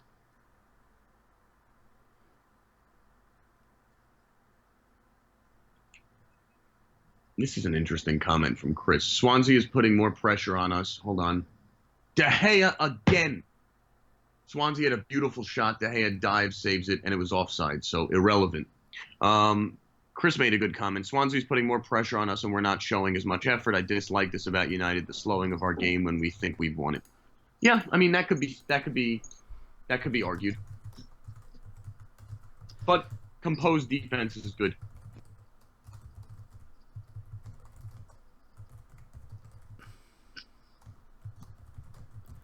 Well, it sounds like if De Gea wasn't world class, it'd be a little bit closer than it is. I think two saves by De Gea would have been goals. So yeah, get your money out, United. You better pay him. I don't care if they have to pay him $1 million a week. Just make sure he signs the contract. Ashley Young. It's sarcasm, just in case everyone in the live comments doesn't get it. Pogba's literally being held at this point, but doesn't do himself any favors. He gets very frustrated very easily. De Gea was manufactured with cat cells. Tom P and a load of numbers says being bossed by Swansea, same old United. Yeah. I mean, this is the danger of how when we shut up shop, what happens, fans don't like it. And then they turn and forget that, we're winning 2-0. But he's not wrong that we're inviting pressure from a team that's half our, that's nowhere near our quality. VK Dean, Jose has no intention of changing. I would disagree with that statement. I think he has shown that he can change. Will he do it is the question.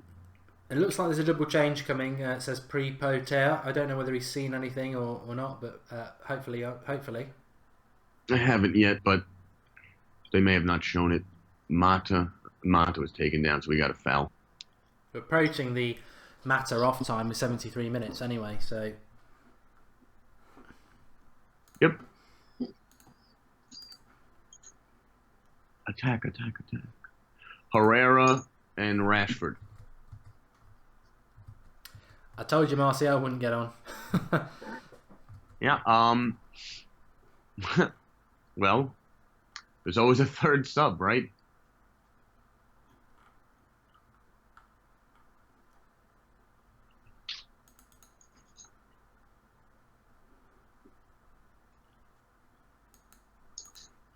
He's going to bring him on after the kick, I guess. So you'd think it would be Mata and... If he's bringing Herrera on, he might take Mata and Lingard off and shut up the midfield. Hold on. Beautiful kick. Oh, that was a nice defensive play. Lukaku gets the ball first and offsides. I didn't see the offsides, but what can I say?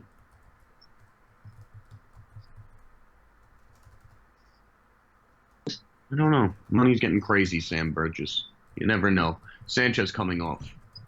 Standing ovation. Yeah.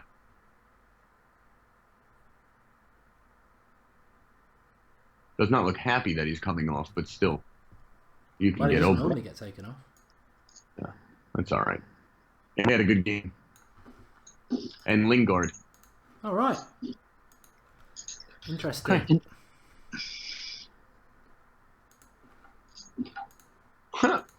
Both of them not thrilled being taken off. Saving Martial for next week. I would be absolutely floored if he starts against City. Floored. Nah.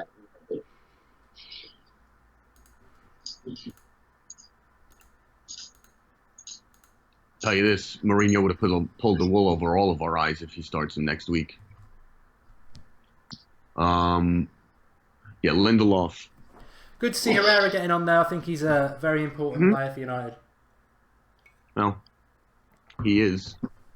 But not had a great season, but that few minutes he did play against Sevilla, I thought he looked really good. And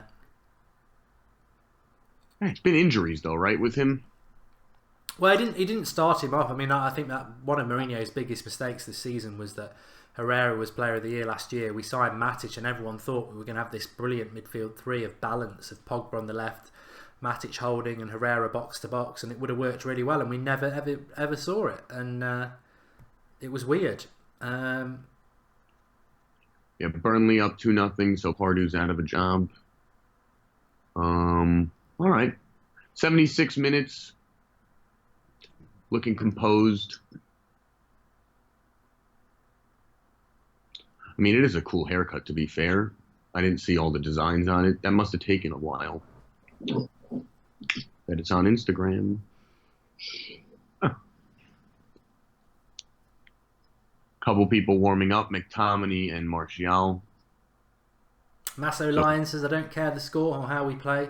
I don't get the same feeling watching United play without Martial. Well, that's unfortunate. Moin Waggar says Martial will leave and become one of the world's best. I hope if he does leave, I hope he does.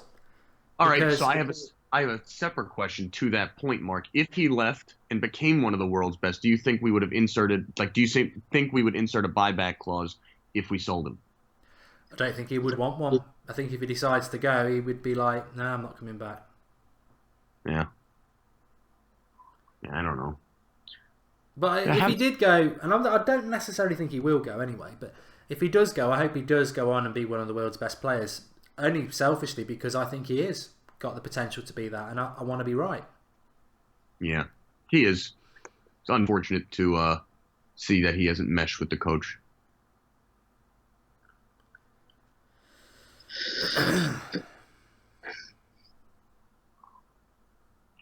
Mata, great defense. Priest Puncher says at the moment the midfield and the attack have become disconnected again. But in all fairness, it might take them a little bit of time. It is a bit weird how they were so in tune in the first half and then the second half it stopped. That might be a tactical switch from Swansea that's nullified it though. Yeah. You never know what happens in the locker rooms, but it's all right. They didn't score, we didn't score, which is okay. Pogba down. And his shoe came off. All right. We'll put it back on. It was always going to be about the 3 points today anyway. Yeah. A tale of two halves is what I would say. So I think the key, in some ways, from an interest point of view, the second the call-in's going to be good because we'll get. It's not turned into the 4-0 FC yet. The second half's not been quite as good as the first half, so it's like that roller coaster ride somebody commented about in the first half, isn't it? With United, it's up and down. You never know, and even in this game, very very good first half. Second half, De Gea's probably been man of the half, and it's dropped again. Yeah. So the doubters will be, well, this is why I doubt. The people who aren't doubters will be like, yeah, but we were so good in the first half, and then everyone's going to be, but what happens against City next week? So intrigue. This is why we love the club. It's so it's different every time, isn't it? Yeah, Mark. So Smalling comes forward, gets the ball. Pogba, a beautiful pass to Lukaku, who has a wide open shot and an incredible save by Hennessy. But to be fair, Lukaku should not have shot it. He should have passed it to Mata, who was wide open. But still, not terrible. Still attacking. Lukaku missed a sitter, I agree. But he scored when it was more important.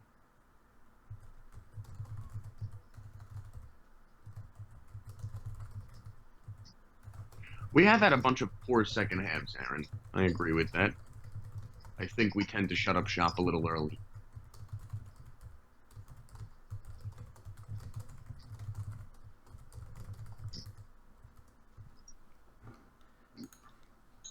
Would have been nice to see Liverpool lose today.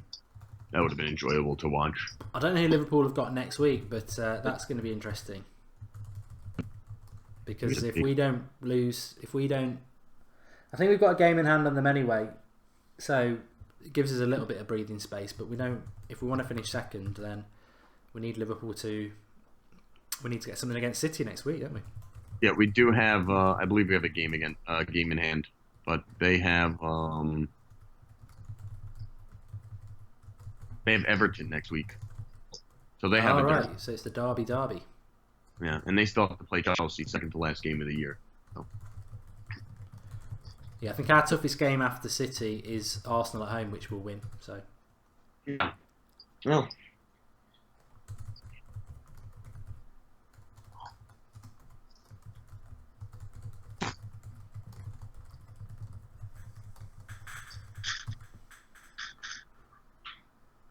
That was very funny. So Rashford's making a run up. Ball gets kicked out. Jose gets the ball and doesn't give it to Rashford and holds it to waste a little time. That's kind of... That's not going to endear him, is it? No. Herrera taking it up. Rashford, not a great pass. Not a great pass. How long we got left, Aaron? 8 minutes. 8 minutes. 8 minutes. Plus extra time, probably won't be 4 minutes. So Young caught out again, says John Sherrell. I mean, whatever you think about Ashley Young, I think defensively he's a bit of a liability, and most teams, I saw even when he was playing for England the other night, Italy were going down the right as well. It's defensively, he's just not that good. But yes, Andreas made a good point. Our game in hand is West Ham away. So I didn't realize that. Yeah, Young has been a liability defensively, but he makes up for it. I think he gets a little extra pressure because of Shaw.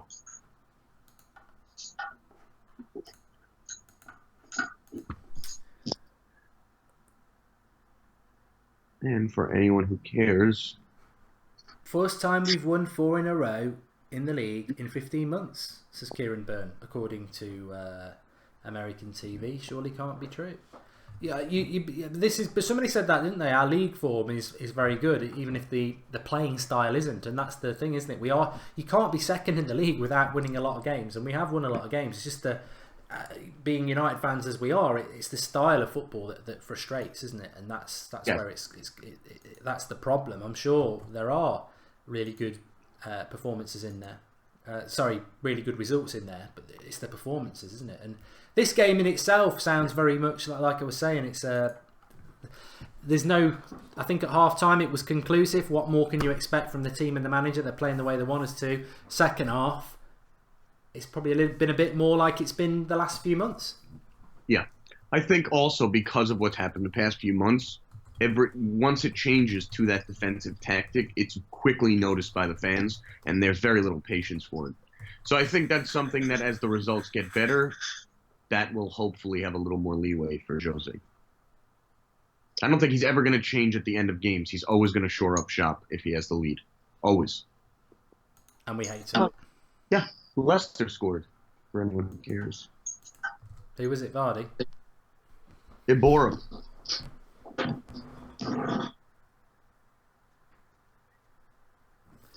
Just realised I've clicked onto the wrong stream there. Yeah. All right, 5 minutes left. No Martial, no Shaw. Nothing yet. I assume we'll get Martial at the 89th minute.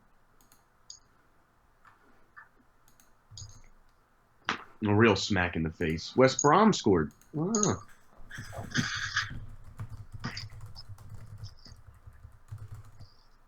Herrera to Lindelof.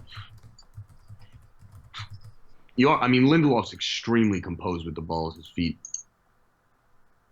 That was, as I say that, he turns it over, but still.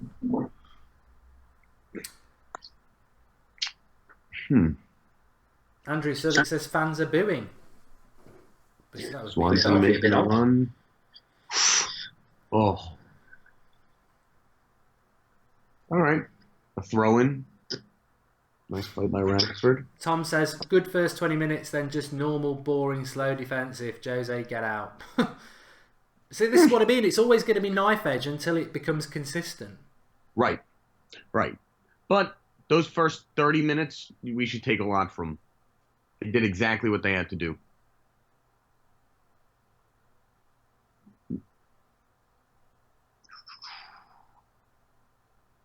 Oh.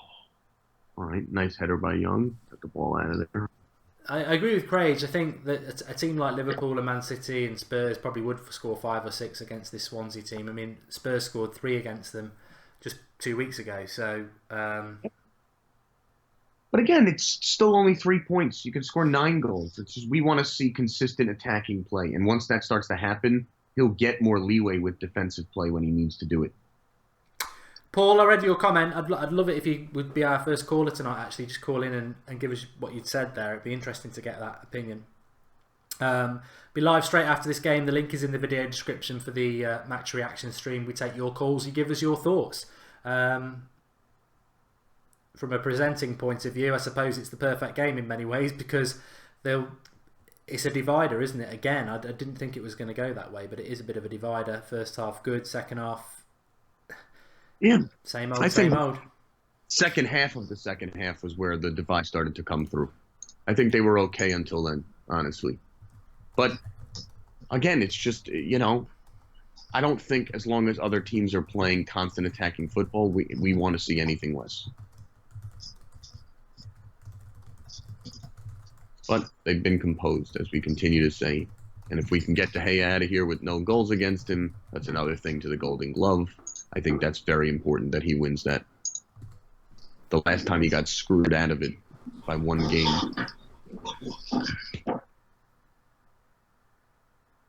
Louis De Silva Gomez, I think you're going to get a few pelters, but I'll read your comment. He says, "You guys sound like babies about style and style. Who cares as long as you win, for goodness sake?" I think you're supporting the wrong club, mate, if you are a United fan. Style does matter. Yeah. This club's not just about winning, it's about winning the right way. Unfortunately, you might disagree with that, but that's what this club is to 99.9% of the fan base. It's not just about winning. If it was, we'd be ecstatic with some of the performances we've had over the last few months, but it's not. But Louis, I will take your sentiment for next week, and you can have it. It is only about the result next week. I don't care if they all sit there on a bus. Just don't have them win the title next week. But again, Lukaku tracks it. I mean, these are things about Lukaku that you can't buy in a number 9. He tracks back. Why hasn't he used the third sub? There's no reason not to use the third sub, is there? It's ridiculous. He'll use it during extra time. I have to think so. I mean, I don't know why he didn't use it, but I always find that that's his tactic to slow down the game a little bit with the third sub, unless he needs it. And I don't think he needed it today. And I think we wanted to see it. Has Pogba done enough to, swing it either way? This performance, is it? I mean, it's not been game changing, has it?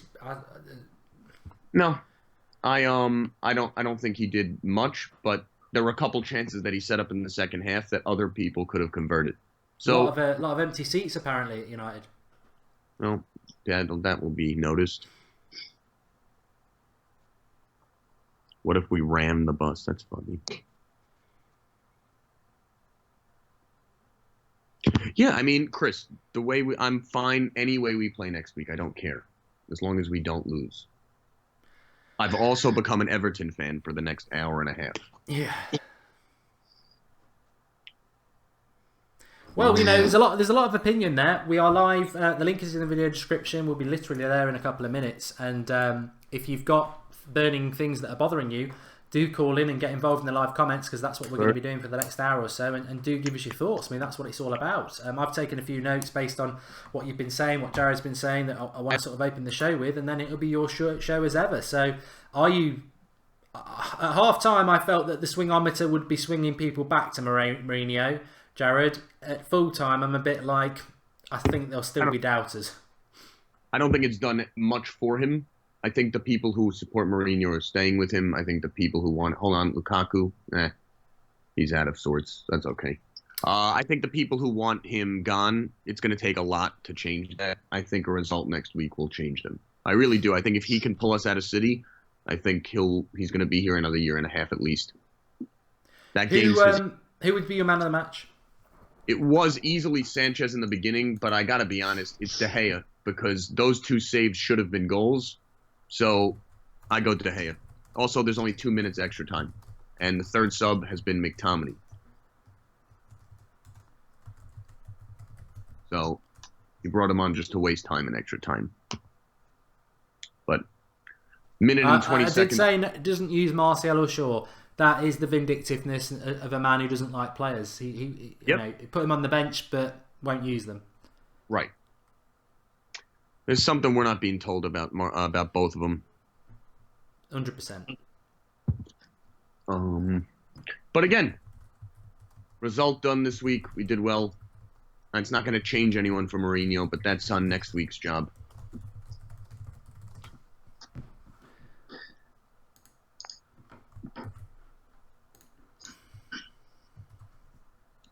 Yeah, I mean, I think it's between Alexis and De Gea for man of the match. I think Lindelof in another game would have been up there too. I mean, he had an unbelievable game. So those 3 played well. But I go De Gea, just for what he did in the second half. De Gea, Lindelof, or Sanchez. Well, it's about time Sanchez had a good game, to be fair. Yeah. Had a nice one. And game, so we got 6 seconds left. They're not even showing the game on TV. At this point, they're just showing the coaches talk. Nigel Jones says, if we attack City, lose 3-2 and they win the title, will everyone stop complaining? We get the style we want, but get embarrassed makes no sense. I think we will part the best next week. Thanks. Anyway, big shout out to Jared. I think he's been fantastic today and really appreciate that. Thanks for coming on, pal. Loved being on. Thank you, buddy. No worries. We're now going to end this stream and go to the match reaction stream. Link in the video description for that. We're ready to go. In fact, as you can see, I've already moved live comments from onto that stream onto the screen anyway. So link in the video description. Join us over there, and I'm literally going to be live in about 30 seconds because I've got everything set up because I'm organised. So link in the video description. Get over. You can call in on Skype Goldbridge. We will be taking your calls after the first couple of minutes. Give us your thoughts. Really interested to see what you think and get involved. See you in a moment. See you, Mark. It's been fun. Cheers, Jared. I'll message you in a bit. Thanks, buddy. Cheers, pal. Really appreciate it.